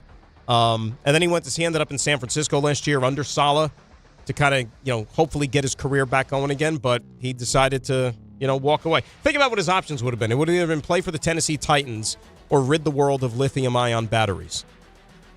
You know what's interesting, though, by the way? And I even said this. Our guy Mike Brownshire, who is like the heartbeat, the backbone of our station here. That's right. Right? He rides like one of them scooters every day, which is like fueled by like the lithium battery thing. The ones that always like catch on fire and like in, buildings catch on fire or whatever, like because of the batteries. He's not here today. Don't you think it's a little coincidental that Bryce Huff retires, starts this company to rid the world of these batteries, and Mike Brownshire, who depends on that, is not in the office today? Maybe he'll end up being the CFO for Neighborstone. And don't you think it's a coincidence? I think it's a great coincidence. And by the way, I was able to pull that audio that you were talking about Bryce Huff. Do you want to hear his speech about lithium-ion batteries? Yes, I do. Because you know what? I'm going to tell you why. Like, I know him a little bit. You know what I mean? Like I said, I was around him for 4 years. Great dude.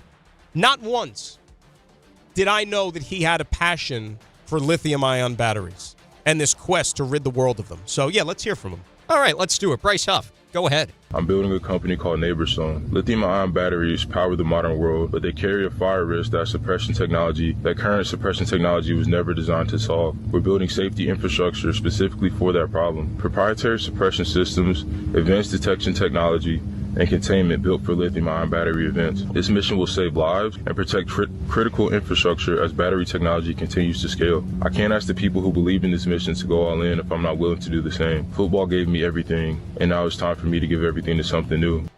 See, he really sounds like a smart, very intellectually stimulating guy, giving you that information. That's his cause that he's championing. I didn't know Memphis had some wowzer science department too, because that's where he went to college.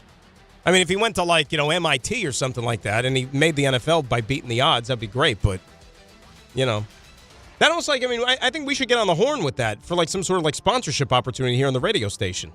We could do, hey, this is Dan Graca for what's the name of the company? That'd be Neighborstone. For Neighborstone.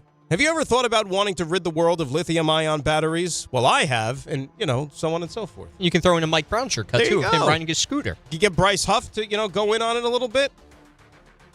I think we're setting the world on fire. I'm letting the wheels go in the brain. That's what we're doing. We're trying to make some money here. And I mean, Tom, you really have to use that example? I mean, come on. He's trying to do good for the world, and you go setting the world on fire. Come on.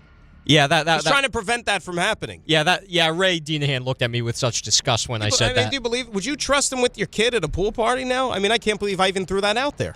Yeah, especially if it goes on fire, and you don't know what's happening at that pool. Oh my gosh! Hey, do you want to hear one more thing real quickly? Yes, Sideline to sideline. I like sideline to sideline. I'm the one who advocated for this. Remember? That's right. Did you see the Titans' new uniforms? Yes. Love the uniforms. Big love for that. Now, do they look a little familiar to you? Do they maybe look like a team that used to exist in the NFL and now plays in Tennessee? You mean the Tennessee Titans, like what they used to be? Oh, that's right. Mm-hmm. A little Oiler situation. Love it. Love. Now, they didn't go full Oiler because they don't have the red face mask, which would be like a total copycat. Full disclosure, I'll admit to this. When I was growing up and the Houston Oilers were a thing, I didn't like the uniforms.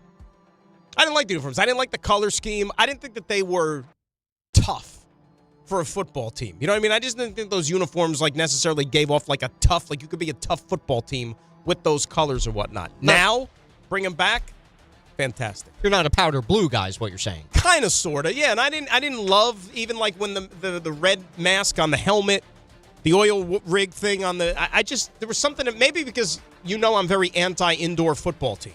And they played in the Astrodome and all. I hated that. So there was a little bit of, and they had the run and shoot offense, which was more finessed and physical, with Warren Moon and the 4 wide receivers. There was always something that I couldn't warm up to. But now I'm all in on those uniforms. Think about it. If Rob Saleh got that job earlier, the new uniforms, and he had an actual say in the uniforms, those things go into production years in advance, right? But if he had a say in it, the uniforms would be a combination of the Jets and the Giants uniforms, probably. The way that they go out and build in the roster. It'd be green and blue. Oh, I'm glad the Tennessee Titans have given you a full I love them. I can't speak now. A full circle moment for you. That's all from sideline to sideline. Ray, you like the uniforms? I don't care about the uniforms that much. I just wonder, what do you think Frank Reich looks at them and sees?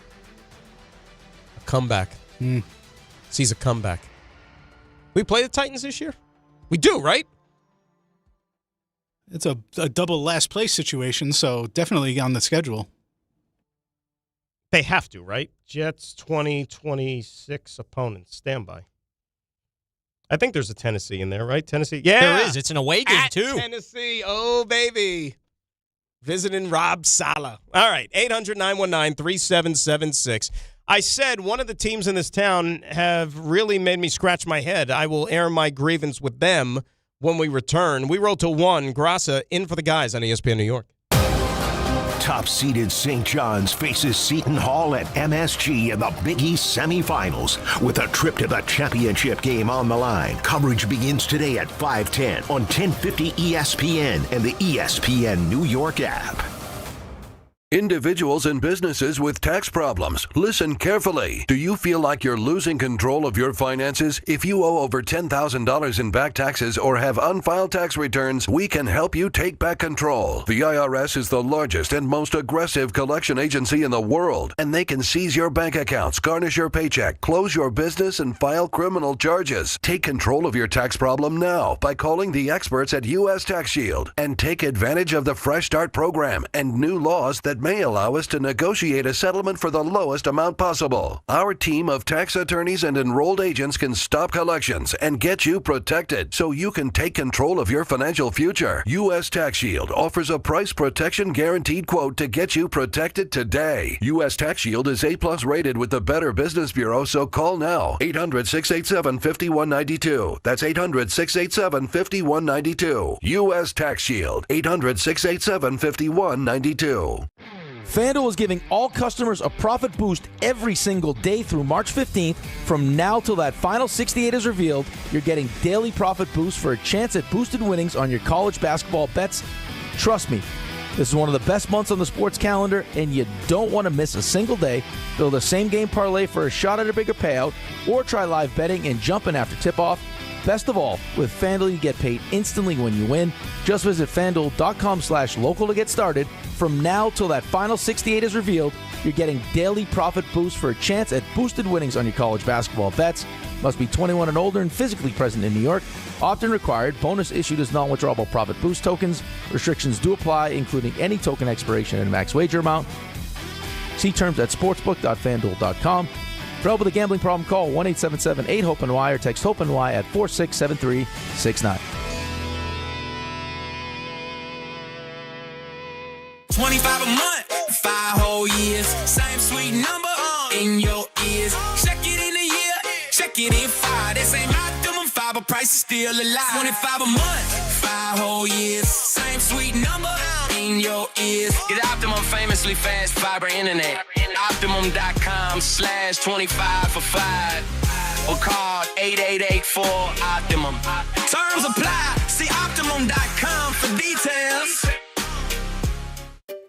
Finding great candidates to hire can be like, well, trying to find a needle in a haystack. Sure, you can post your job to some job board, but then all you can do is hope the right person comes along, which is why you should try ZipRecruiter for free at ZipRecruiter.com/ESPN.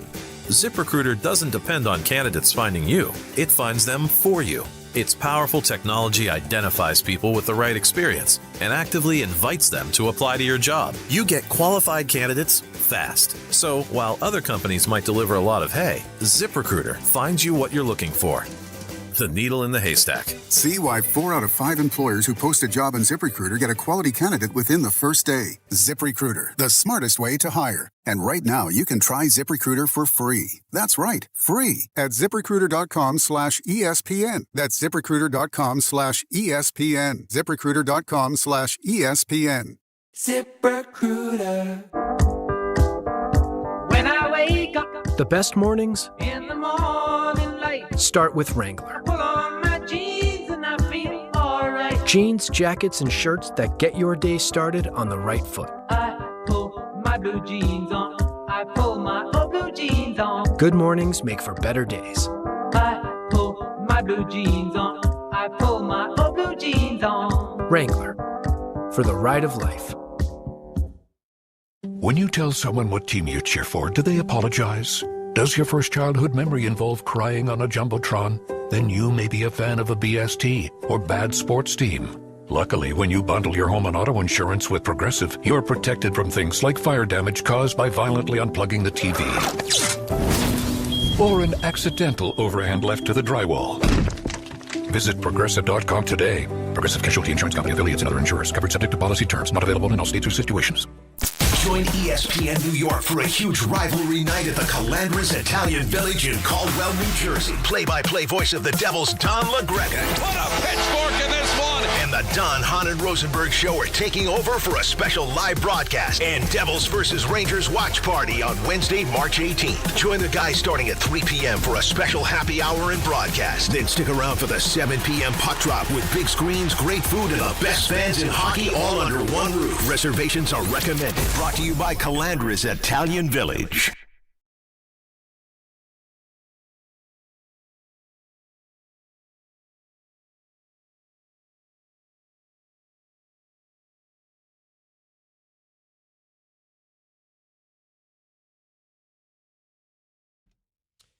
See Don, Hahn, and Rosenberg live from the Irish Exit at Moynihan Train Hall today before the semifinal round of the Big East Tournament. Stop by before heading into the Garden or before your commute home.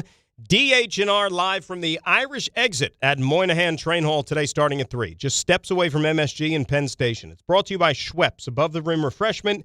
Feel the madness and refresh your game with a Schweppes Seltzer or Schweppes Ginger Ale. Sam Adams and Sun Cruiser Vodka Iced Tea. It's available at Avenida and the Rutherford. You got to be 21 or older to purchase. Please drink responsibly. Before we hit the top here in the Power Hour and all that stuff, remember there was thought for a while that Wink Martindale was going to end up becoming the defensive coordinator for the Jets. Like, he had interviewed a couple of times, flew into town, and then he got there and he was like, what?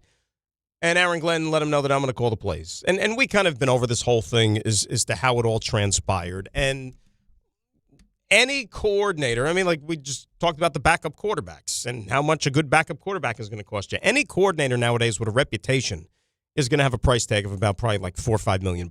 Like, that's just, it's the way it is.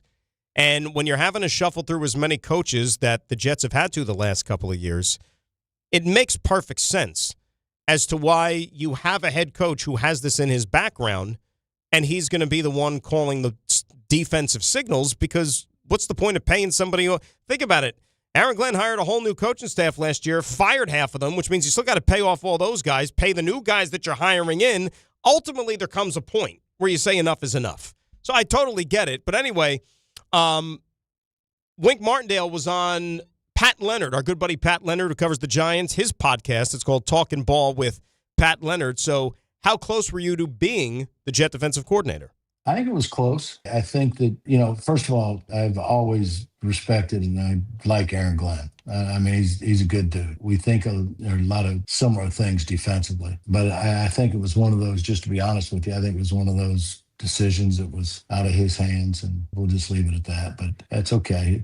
You're wherever you're at's where you're supposed to be. And that, that's what I've lived by forever. And, I'll do until I go away. But I was excited to get back to the city. I think that would have been fun. I think it would have been a great challenge.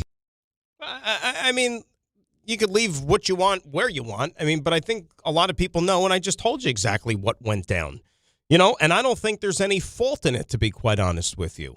They the head coach made a lot of miscalculations last year when he was putting his initial staff together, and because of that, I think it kind of restricted them from what he wanted to do second go around in terms of hiring coaches. You think Frank Reich came on, getting minimum wage?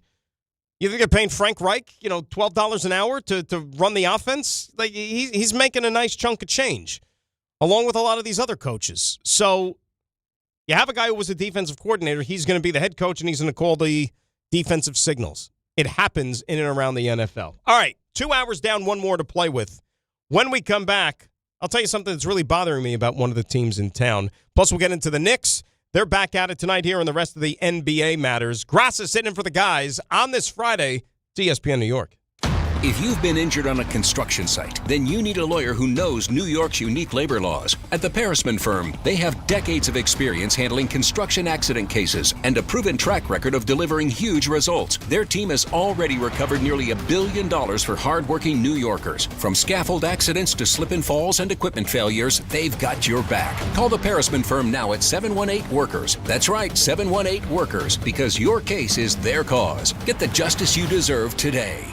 The NBA moves fast, and the stars move faster. With DraftKings Sportsbook, the #1 sportsbook for live betting, you're never a step behind. DraftKings keeps pace with every play, offering industry-leading live betting, dynamic odds that shift as the game unfolds, and more open markets more often. They're live when others aren't, so you're always in the game when it matters most. Get in on the action with live player props as the most exciting performances unfold in real time. Download the DraftKings Sportsbook app and use code WHSQ. That's code WHSQ. In partnership with DraftKings, the crown is yours. Gambling problem? Call 1-800-GAMBLER. In New York, call 877-8-HOPE-NY or text HOPE-NY 467-369. In Connecticut, help is available for problems gambling. Call 888-789-7777 or visit ccpg.org. Please play responsibly. On behalf of Boot Hill Casino and Resort, Kansas, pass-through of per-wager tax may apply in Illinois. 21 plus age and eligibility varies by jurisdiction. Void in Ontario. Restrictions apply.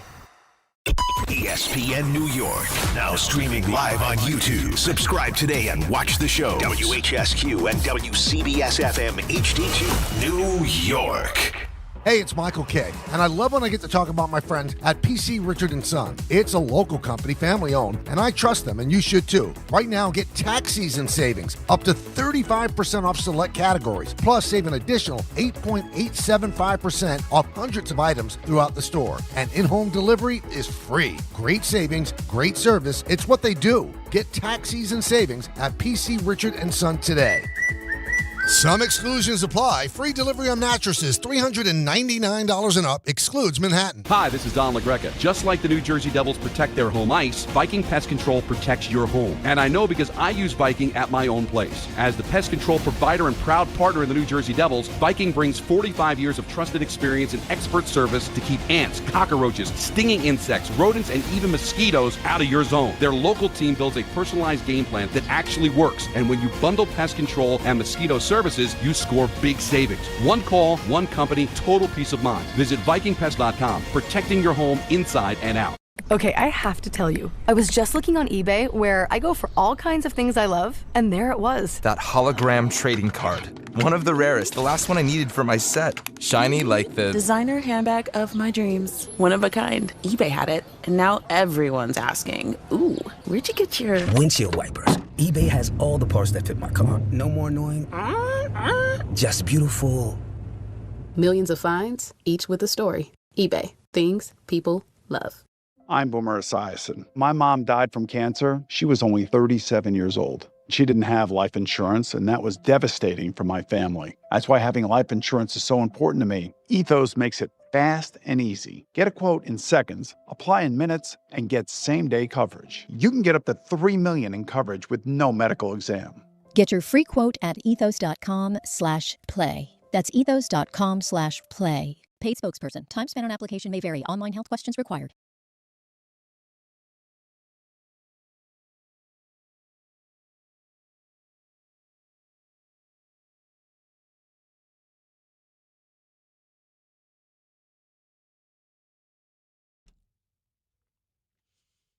All right, rolling along on this Friday, Graca sitting in for the boys here on ESPN New York at 800-919-3776. That is the telephone number. Hour number 3 of 3. And it's not just the third hour. It's not just lunch. It's not just the 12 o'clock hour. No. It is something that we like to affectionately refer to on this program as what, Tom Bauer? The Power Hour!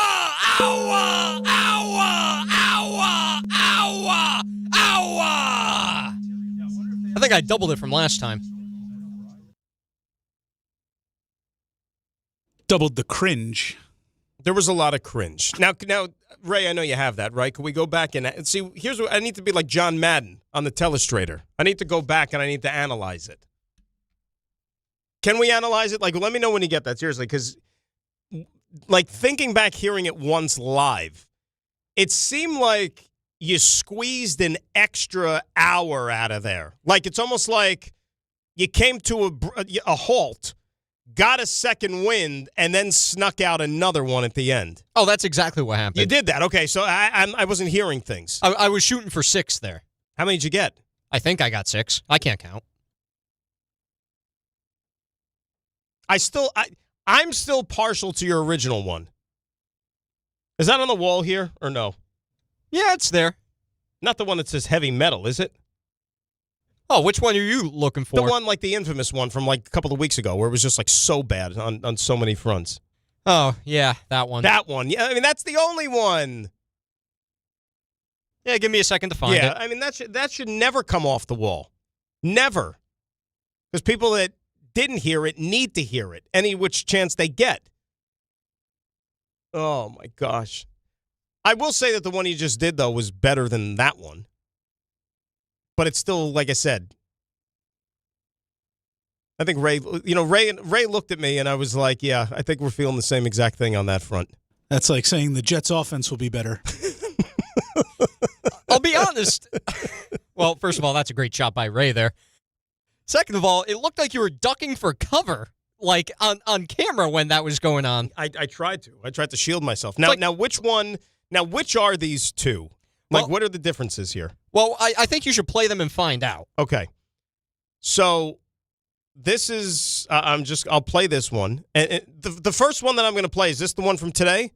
No, that's not from today. Okay. We got to go back and see if we can grab that very quickly. Okay, this is from the archives. That's right. All right, here's the first one. It's the Power Hour! Hour! Hour! Hour! Hour! Hour! Hour! Hour! Ooh, that is even more cringeworthy. Like, from the minute he opened his mouth, it sounded like you were in agony.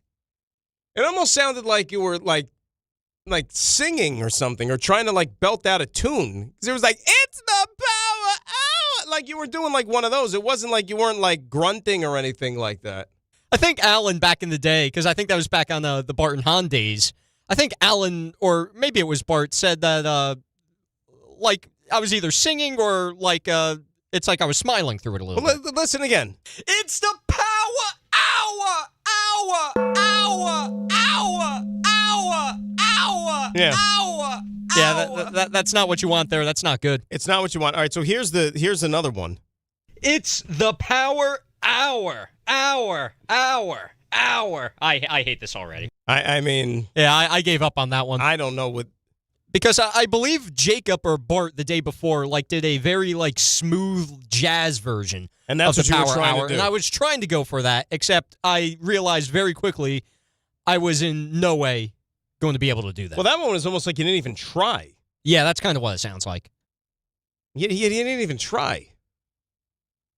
But look at it. Now I'm putting my all. And now you're giving it your all. You're right. And we need you in good standing though you got the big hockey game tonight, the big Italian dinner. That's right. Oh well. You tried. I give you credit. I give you credit. Get ready for Pickleball Madness. Friday, March 20th, ESPN New York is taking over Pickleball Heaven in Medford, New York. Catch a live broadcast of DNR starting at 6 a.m., then stick around for our Social Ladder Pickleball Tournament. We'll crown our champions, then roll right into a college hoops watch party to cap off the day. Tournament is officially sold out, but the event is open to the public, so come on down, enjoy the action, and be a part of Pickleball Madness. Pickleball Madness is brought to you by Pickleball Heaven, the new standard of indoor pickleball. All right, so apparently what's been happening here over the last handful of years is that an organization that was never known for retiring numbers has now done it like it's going out of style. And that's the Mets, who went, Tom Seaver, I think, was like 1988, somewhere around there. And then they never retired a single number again until Mike Piazza's, which was 2016, 17, 15, 16, 17, somewhere around there, one of those years. So, but over, between 25 and 30 years, that is a long, long, long drought. And then after Piazza, the floodgates opened. They went back and they got Jerry Kuzman done. And then it's Keith Hernandez. And then it's Doc. It's Darryl. It's David Wright. And now, apparently, it's going to be Carlos Beltran. Okay. But my question is legitimately why? First off, the first question from a dollars and cents standpoint and a business standpoint, are you having trouble selling tickets? Which I don't think that's the case. Because the Mets drew incredibly well last year. Incredibly well. Like, it didn't matter what game you went to for the Mets, what day of the week.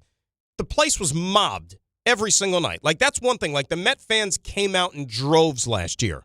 And they didn't expect the team to fall short of the playoffs and only win 83 games. So it's not a cheap, gimmicky, hey, let's retire somebody's number. We know we're guaranteed a sellout type thing. Carlos Beltran, I get it. He's going in the Hall of Fame this year. Rightfully so. Okay? I would have voted for him. And it's also, he's going into the Hall of Fame, and his plaque is going to have a Met logo on it. So he's going in as a Met. Does that mean necessarily that you need to have your number retired? David Wright's not in the Hall of Fame. Neither is Doc Gooden, neither is Darryl Strawberry, neither is Keith Hernandez. But they all got their numbers. Neither is Jerry Kuzman. They all got their numbers retired. For various reasons, of course. But mostly they were good Mets. David Wright's case, the only one who was a career Met. But when I think about Carlos Beltran and think about his time with the team, there aren't a lot of great moments that stand out. I could sit here and, I saw basically all of Dwight Gooden's career with the Mets. Could think of a million moments, including a championship. Same thing with Darryl Strawberry. Same thing. Saw David Wright's whole career. Think of a million moments that stand out. If I ask you right now, as a Met fan, a baseball fan, what's Carlos Beltran's signature moment as a Met?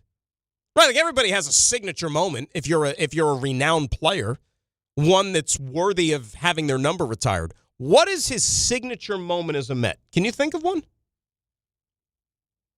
Can you? And when I say this, I in a perfect world, you would want it to be something positive towards the Mets. You can't, can you? Because the elephant in the room, as I look over to the corner there's a big old elephant over there as I'm having this conversation. The elephant in the room, whenever you get into a Mets Carlos Beltran conversation, is what? Him standing there with the bat on his shoulders when Adam Wainwright dropped the old 12-6 on him and the Cardinals won the pennant in 2006. Nasty pitch. That's the moment that everybody associates Carlos Beltran to with the Mets. Let's fast forward into the future a little bit. This was also a guy that was hired as the manager, who then you had to fire before he even managed a game because of his involvement in the Houston Astros garbage can sign-stealing epidemic. Okay, so he has that pelt on his wall, too.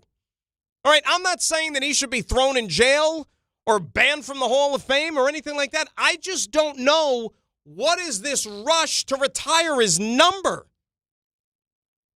I mean, he didn't even play in a World Series with the Mets.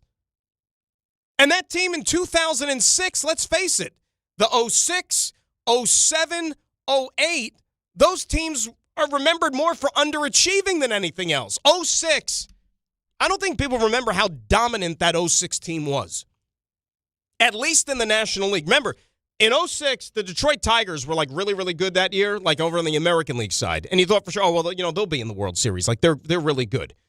But the National League was subpar that year. The Mets should have waltzed to the World Series. Like hop, skip, and a jump to the World Series. And the first real competition they would have faced was in the World Series against whoever it might have been. So the fact that they didn't even get to the World Series was a massive disappointment. Number one. Then number two, 2007, with a 7-game lead over the Philadelphia Phillies with 17 games to go, and they choked away the division and didn't even make the playoffs. He was a big part of that team, too. 2008 was not as much of a choke job. Okay, they fired the manager midway through the season. But they were in position to make the playoffs and couldn't close the deal yet again against the Florida Marlins, the final weekend of the season, which closed out Shea Stadium on one of the most depressing days you're ever going to experience as a Mets fan. Beltran, a big part of all of that. Okay, so I ask you, what is the signature moment? What were all these great, happy times? It's not like we're talking about a guy who was, a perennial all-star. And I don't want to sit here and seem like I'm killing the guy. I just think like we're getting into this territory where I know under the previous ownership with the Mets, they didn't want to retire anybody's number. And now Steve Cohen is trying to be a little bit more fan-friendly, and I applaud him for that. And by and large, he's done a lot of really, really good things for this team. I just don't know what the rush is to honor a guy where I think a lot of Met fans probably feel closer to how I feel, that I don't know if I consider him a Met immortal. Because there's a guy right now who was a part of that 86 team and who was probably like the finishing touch on that 86 team that made them a champion when they acquired him, who was the best catcher in baseball when they got him, and that was Gary Carter, who, by the way, out of Keith Hernandez, Darryl Strawberry, Dwight Gooden, all the other guys from that 86 team who do have their numbers retired, there's only one member of that 86 team that is in the Hall of Fame. It's Gary Carter. Now, granted, he's not wearing a Met cap on his plaque because he had a lot of great years with the Montreal Expos, too. And they wanted to give it a little nod to the Expos organization because, they're no more. But Gary Carter's number's not retired. And sadly, tragically, he's no longer with us. So maybe they feel like they can be patient because, he's not around anymore, unfortunately. But it's just, it leaves a bad taste in my mouth that somebody like Carlos Beltran is going to get his number retired. Why? Because he works for the Mets? Because he's on the payroll? That Carlos Beltran means more to, the history of the New York Mets than Gary Carter does? He got his picture all over the damn stadium. He's in the Hall of Fame. He was a key part of the last team, one of the two only in the history of the franchise, to help win you a championship. He's in the Mets Hall of Fame, in the Baseball Hall of Fame, but his number's not retired, and you're going to run to make sure that Carlos Beltran gets his this year? Okay. If by the way, and Ray could look this up for me, because per Carlos, it was back and forth. He wasn't sure when he was initially asked, am I going to go into the Hall of Fame as a Met or as a Royal? Because he came up with the Royals, had good seasons with Kansas City, and that helped him get that blockbuster contract with the Mets. Have the Royals retired Carlos Beltran's number?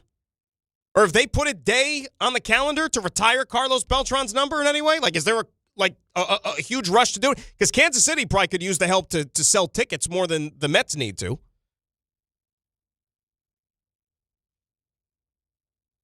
I don't know about this one. It's a little bit of a head scratcher.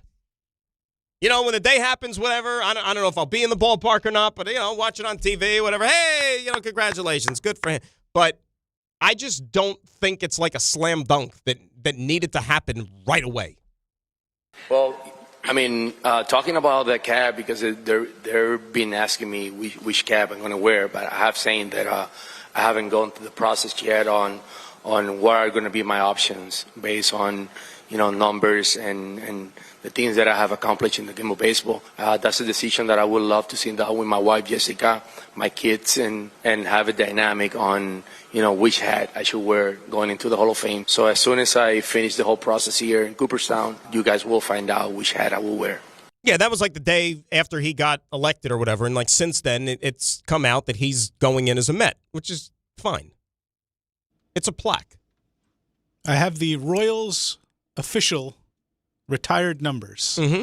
Would you like them? Sure. Number 5. George Brett. Mm-hmm. Number 10. Dick Hauser. Manager of that 85 team that won the World Series. Number 20. Frank White. And then the number that's retired across all of baseball, number 42. Mm-hmm. They don't retire a lot of numbers. The end. They don't have a lot of Hall of Famers either. Guys with the KC cap. But if it was so splitting hairs that I might be a Met, might be a Royal, you would think that the Royals would retire the number once or honors him in some way. They're waiting until after Matt Stairs. Royals won a championship. Remember, they beat the Mets. Remember that, right? They beat the Mets in that World Series in 2015. Got to honor all those guys, too. Trying to think, are there any Hall of Famers on that team? Yeah, they do have a Hall of Famer, actually. He's not in the Hall of Fame yet, but he will be. Sal Perez, the catcher, Salvador Perez. He'll be a Hall of Famer. And he was the World Series MVP in that series in 2015. I'm sure they're going to retire his number when it's all said and done. But, again, anybody who thinks that they have no problem with the number being retired, okay, just while you state your case, tell me, what is Carlos Beltran's signature moment as a New York Met? Because normally if you're getting your number retired, the memory bank should be full of these moments. I remember when I was a little small boy, growing up watching those teams in the 80s with Doc and Darryl and Keith and Gary Carter. Memories galore of so many great moments with them on the field in a Met uniform. Having a hard time with the Carlos Beltran ones. Having a hard time. I remember Game 7. I remember the fallout from when he was hired as the manager. I remember that. But the reasons you get your number retired, I'm grasping for straws a little bit. I don't know. Let's say hi to our buddy Richard in Manhattan, who is up next here on ESPN New York. Hello, Richard. How are you? Dan, you're 100% right. The 84 to 90 Mets, 8 seasons. 2006 to 2008, 3 seasons. That's 11 seasons. They went to one World Series.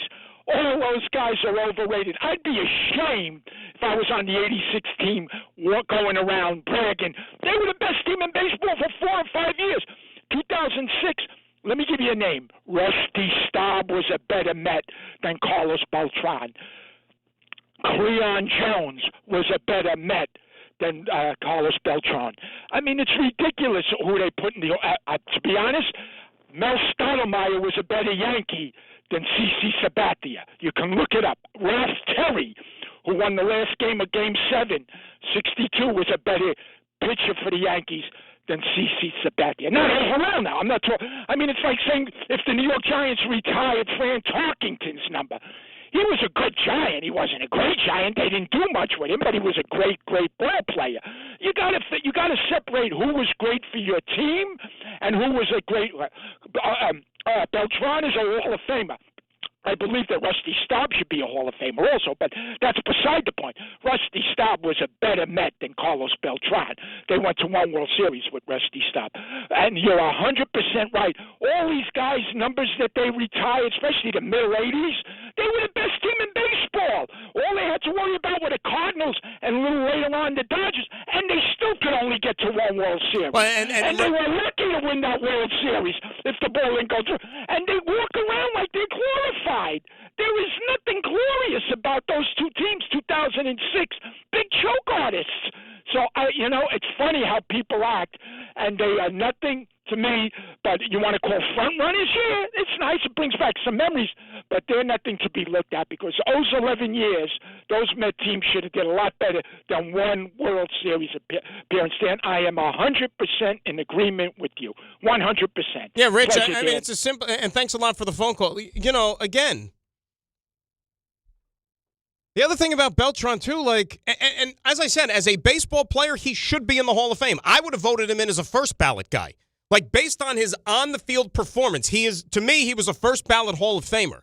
But the writers didn't want to put him in first ballot because we've been through this a million times. They wanted to penalize him for the Astros and the garbage can stuff and his involvement there. So, here's your slap on the wrist. You're not getting in as a first-ballot guy. But he eventually got in, right? But, I mean, think about it. Even after he left the Mets, how many other teams did he still play with? He finally went to a World Series when he was a member of the St. Louis Cardinals. He was with the Cardinals, the Giants, the Yankees, let's not forget. The Texas Rangers, I mean, he'd played for a million teams when it was all said and done.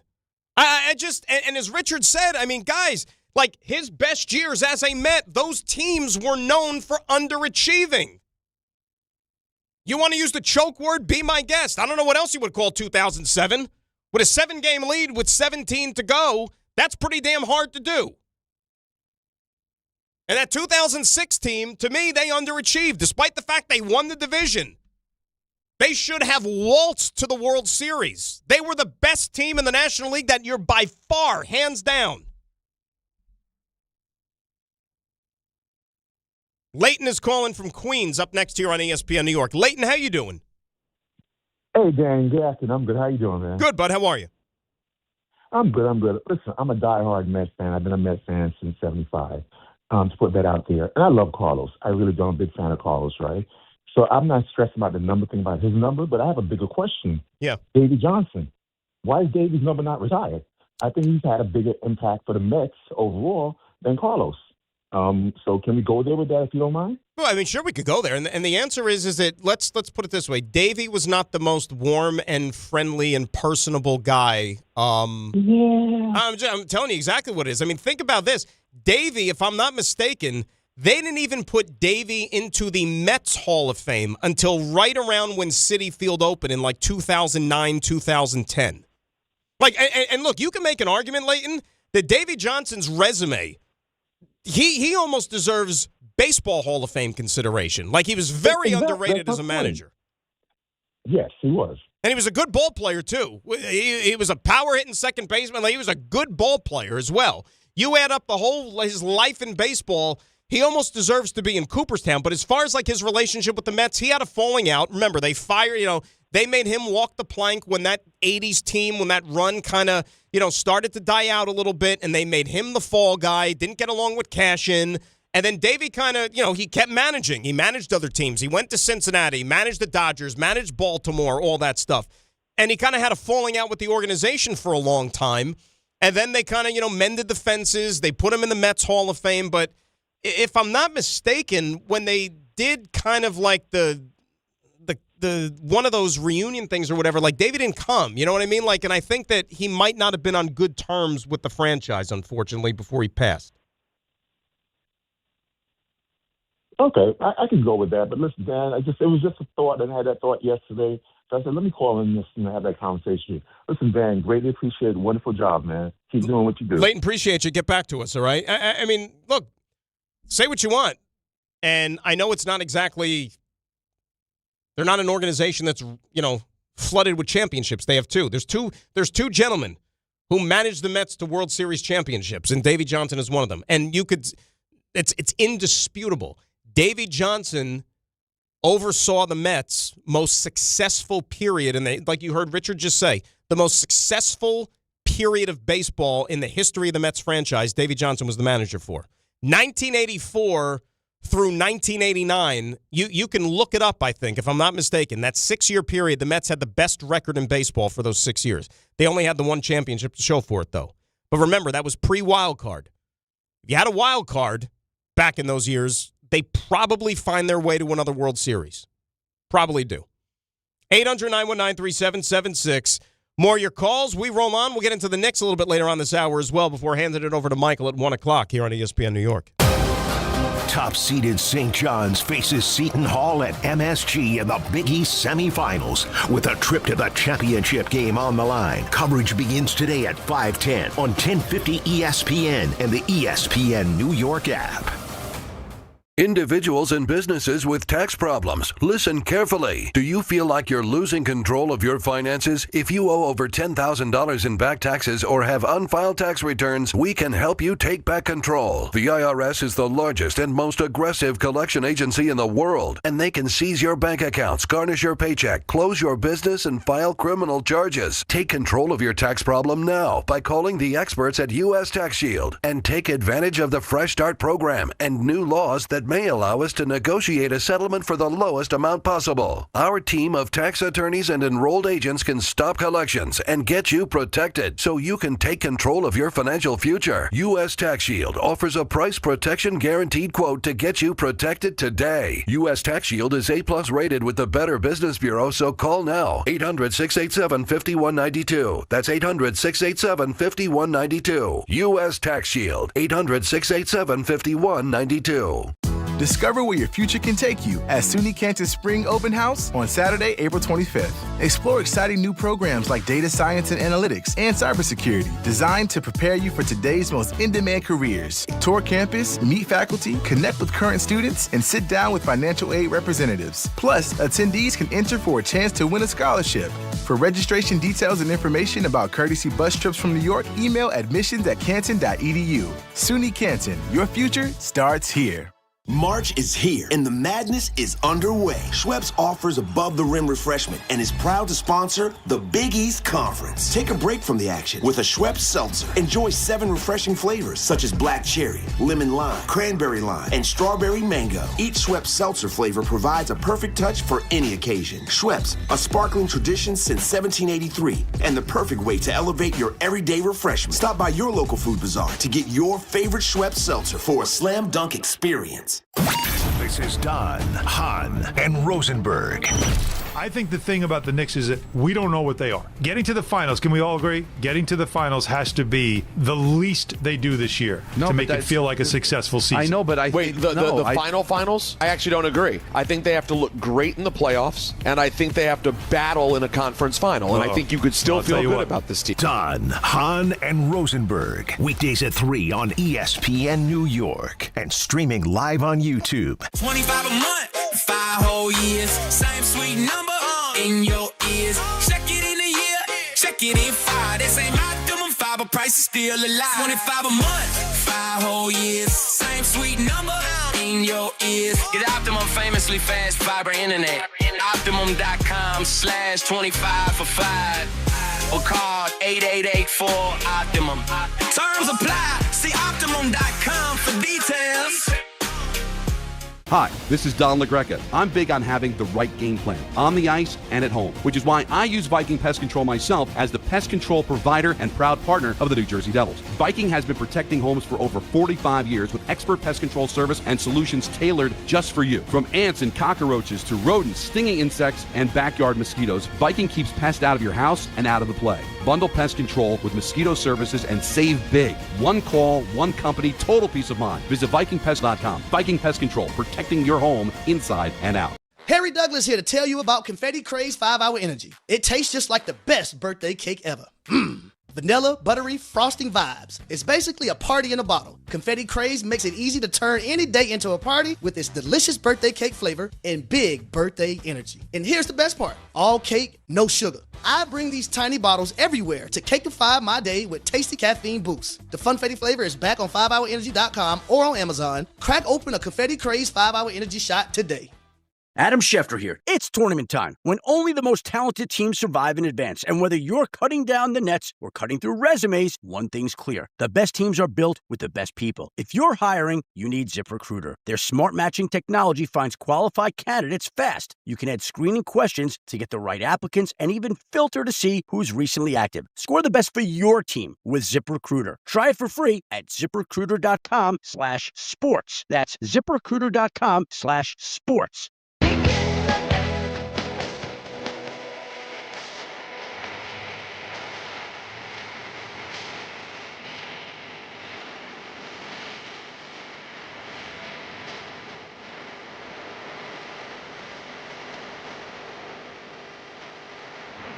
Dan Cross, hanging out with you at 800-919-3776, the telephone number. K-Show's coming up at 1 o'clock on this very fine Friday.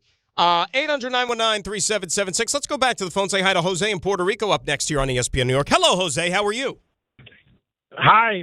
Very good. And you? Thanks for taking my call. I'm calling from Puerto Rico, born and raised and live here. I listen to you guys through iHeart. But here's the thing, and the ESPN New York app. Beautiful. But here's the thing. I love Carlos Beltran. Everybody in Puerto Rico loves Carlos Beltran. But, big but, we are, in my family, we are not only diehard New York Mets fans. Mets are almost a religion for us. I mean, my dad became a Mets fan in the 62 and all the way through my kids. I don't like Carlos Beltran's number retire with the Mets. I'm 100% with you on that. Even from the group from the 80s, The only guy that I love retiring their numbers are Keith Hernandez and Gary Carter. Keith, not only because what he did, but also on the booth, because sometimes, even though we have miserable seasons, listening to Keith, Gary, and Ron is a joy to hear and watch the TV, even though the games sometimes are not that positive. Right. And I completely hate the fact that Carlos Beltran's number is going to be retired. My whole family feels the same way. Every time we go to Citi Field, because we make an effort, we do vacations every year to go to Citi Field as a family to watch the Mets. And every time I go to the rafters, I see Keith. When I see Keith's number, I think of all he did in the 80s, plus all the fun we've had on TV. When I see Gil Hodges, I mean, come on. The franchise changed when Gil Hodges came in. Everything changed, and Tom Seaver said so many times. Casey is Casey. It's lovable to see that number retire. The same with the franchise, no argument there. What can you say about Tom Seaver? But the next time I see Carlos Beltran's number on the rafters, all I'm going to think of is Game 7, not even swinging at that pitch. And it's important for me to talk. And Jose, I live in Puerto Rico. It is important for me to say this, because as a Puerto Rican, I hate the fact that Beltran's number is going to be retired. And Jose, and I don't want to just keep piling on here. Let's not forget, because it wasn't all that long ago. They hired him to be the manager and had to fire him before he even managed a game because of stuff that he got disciplined for when he was playing for another organization. And again, he wanted to sign with the Yankees, and the only reason he didn't sign with the Yankees when he came out of the Astros was because Steinbrenner signed Randy Johnson. I'm saying we are diehard Mets fans. Right. We know our history. When Steinbrenner spent the money on Randy Johnson, then he said, I don't have the money to sign Beltran. And that's the only reason why he signed with us in 2005. People forget. He wanted to sign with the Yankees. Everybody wanted to sign with the Yankees then. 100%. But that's not the type of guy that I want to retire on a number. That's not the type of number that I want to see retire on the rafters. That's all I'm saying. And it's important. Thanks for giving me an opportunity for this call, because it's not only Mets fans from New York. This is a Mets fan from Puerto Rico, where we love Carlos Beltran, and I don't want his number retired. Son of Puerto Rico for sure. And Jose, thank you for the phone call, seriously, and get back to us. I appreciate that. I don't want to go there because it's an easy escape, but I'll go there anyway. All right. Let me ask you a question. And Ray really doesn't have a dog in the fight. So in these type of matters, I know that I could get a good unbiased opinion from Ray. Let me ask you a question, okay? I've known you for 900 years. Who did more for their respective franchise? If you were thinking about keep it to baseball, because Beltran has skeletons of the closet. So does this other gentleman I'm going to bring up. Who did more in their respective uniforms on field that would merit? You can only retire one number with that respective team. Beltran is a Met or A-Rod is a Yankee? A-Rod is a Yankee. He did more with the Yankees than with any other team he was with. That's the other thing with Beltran. Like I said, he played for, it felt like 500 teams. After he left the Mets, he played for 5 other organizations. When I think of Carlos Beltran, I think of a baseball player. Like if there is, because they've been doing this in the Hall of Fame with guys now.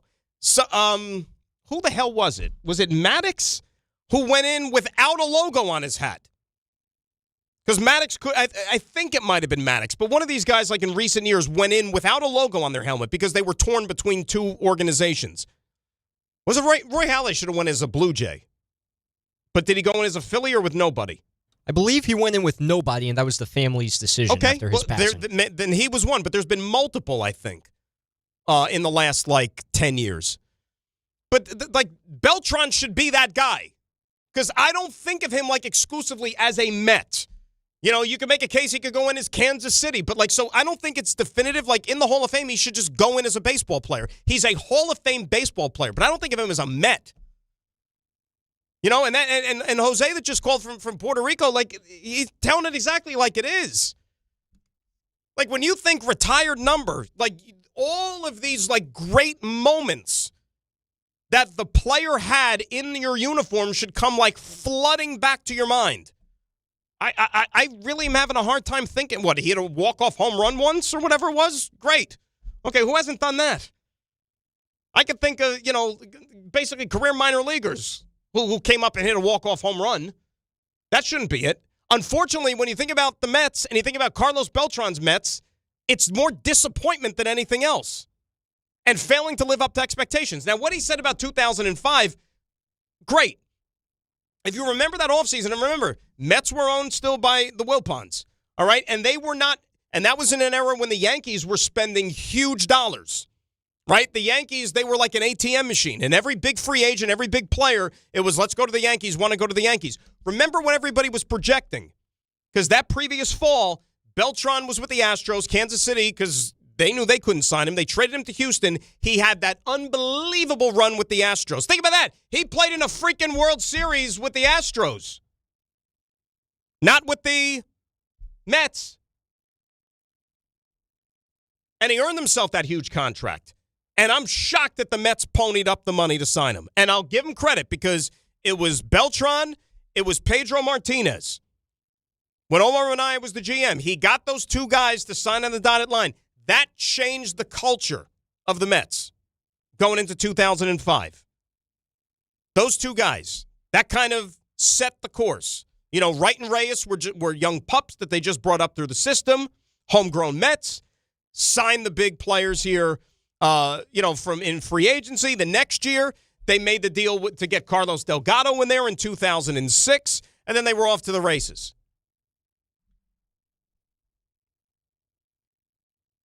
All right, I'm trying to look at this.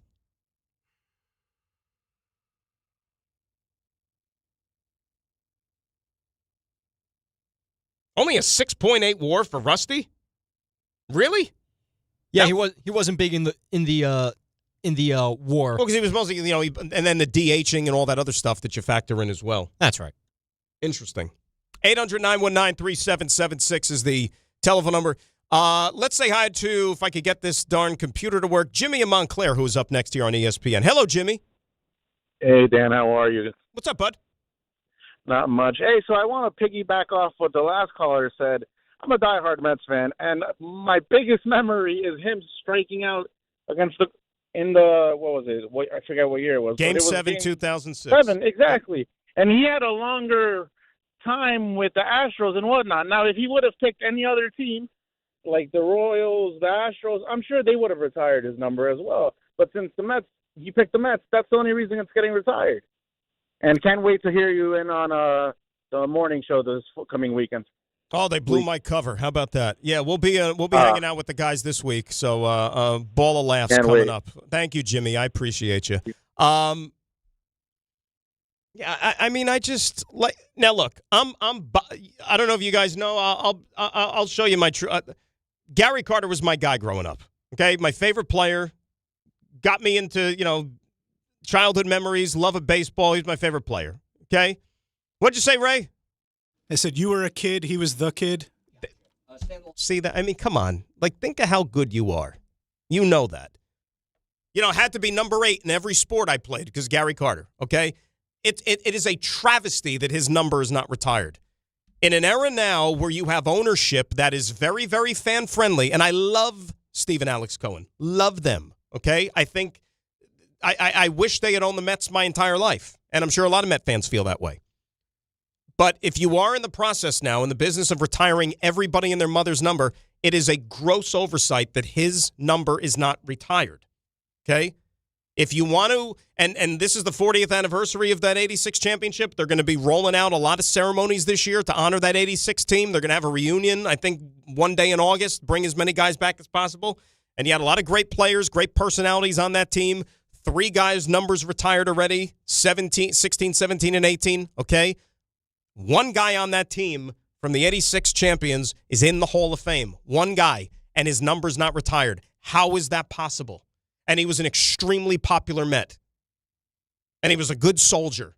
And he was, a lot of people think, the missing piece that finally made that team a World Series championship team when they acquired him from Montreal.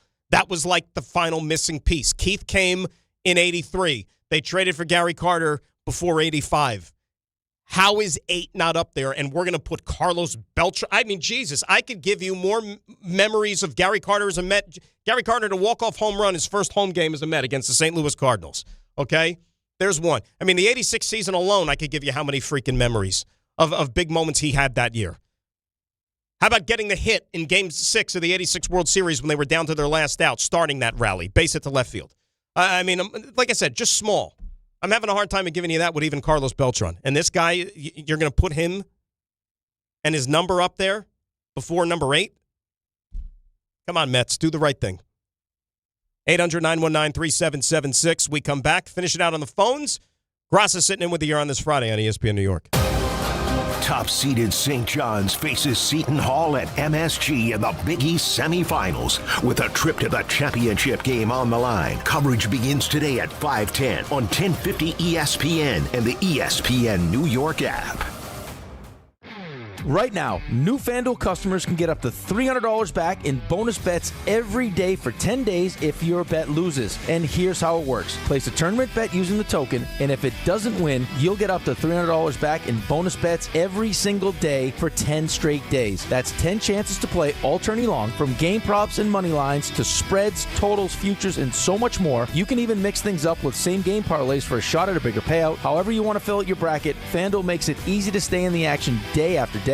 So visit FanDuel.com/local to sign up today. FanDuel, it's time to dance. Must be 21 and older and physically present in New York. Must apply select token each day. Bonus bets are non-withdrawable and expire 7 days after receipt. Tokens are received in increments of 1 per day. Restrictions do apply. See terms at sportsbook.fanduel.com. For help with a gambling problem, call 1-877-8-HOPE-NY or text HOPE-NY at 467369.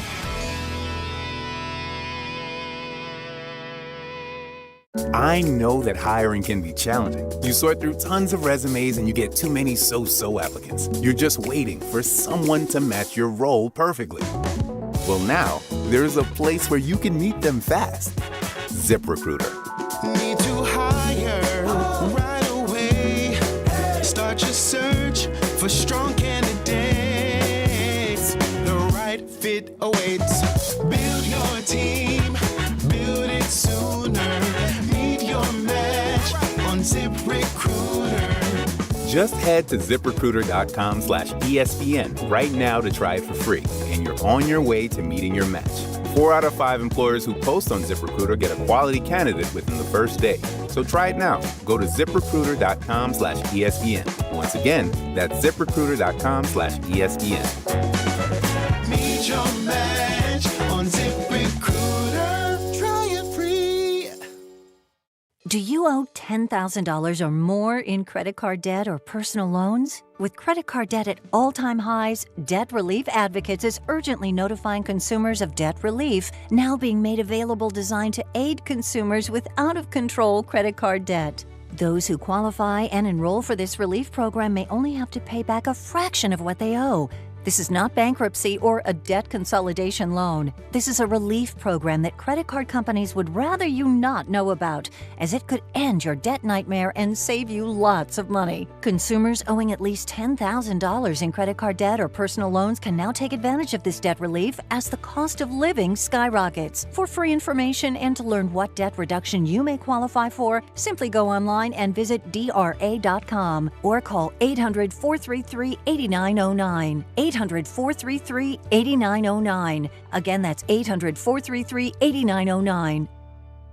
March is here and the madness is underway. Schweppes offers above-the-rim refreshment and is proud to sponsor the Big East Conference. Take a break from the action with a Schweppes seltzer. Enjoy 7 refreshing flavors such as black cherry, lemon lime, cranberry lime, and strawberry mango. Each Schweppes seltzer flavor provides a perfect touch for any occasion. Schweppes, a sparkling tradition since 1783 and the perfect way to elevate your everyday refreshment. Stop by your local food bazaar to get your favorite Schweppes seltzer for a slam dunk experience. Don Hahn Rosenberg is live from the Big East Tournament presented by Schweppes, Sun Cruiser Vodka Iced Tea, and Samuel Adams. Join THR broadcasting live from the Irish Exit inside Moynihan Train Hall for a Big East extravaganza. Big East legends Charles Smith and Walter Berry will join us on site as we break down the action and relive the glory days. All courtesy of Schweppes. Stop by beginning at 3 p.m. Enter to win great prizes and make the Irish Exit your headquarters when the Big East takes center stage. Sun Cruiser Vodka Iced Teas available at Bourbon and Branch and Taylor Pub. Must be 21 or older to purchase. Please drink responsibly.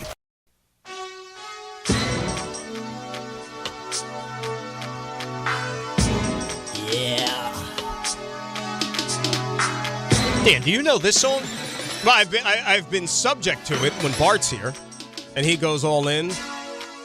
I'll make this. Just got paid. There you go. Friday night. Party jumping. Feel all right. Booty shaking. Dancing. I'm doing my best part there. That was better than any power hour that you've ever attempted in your life.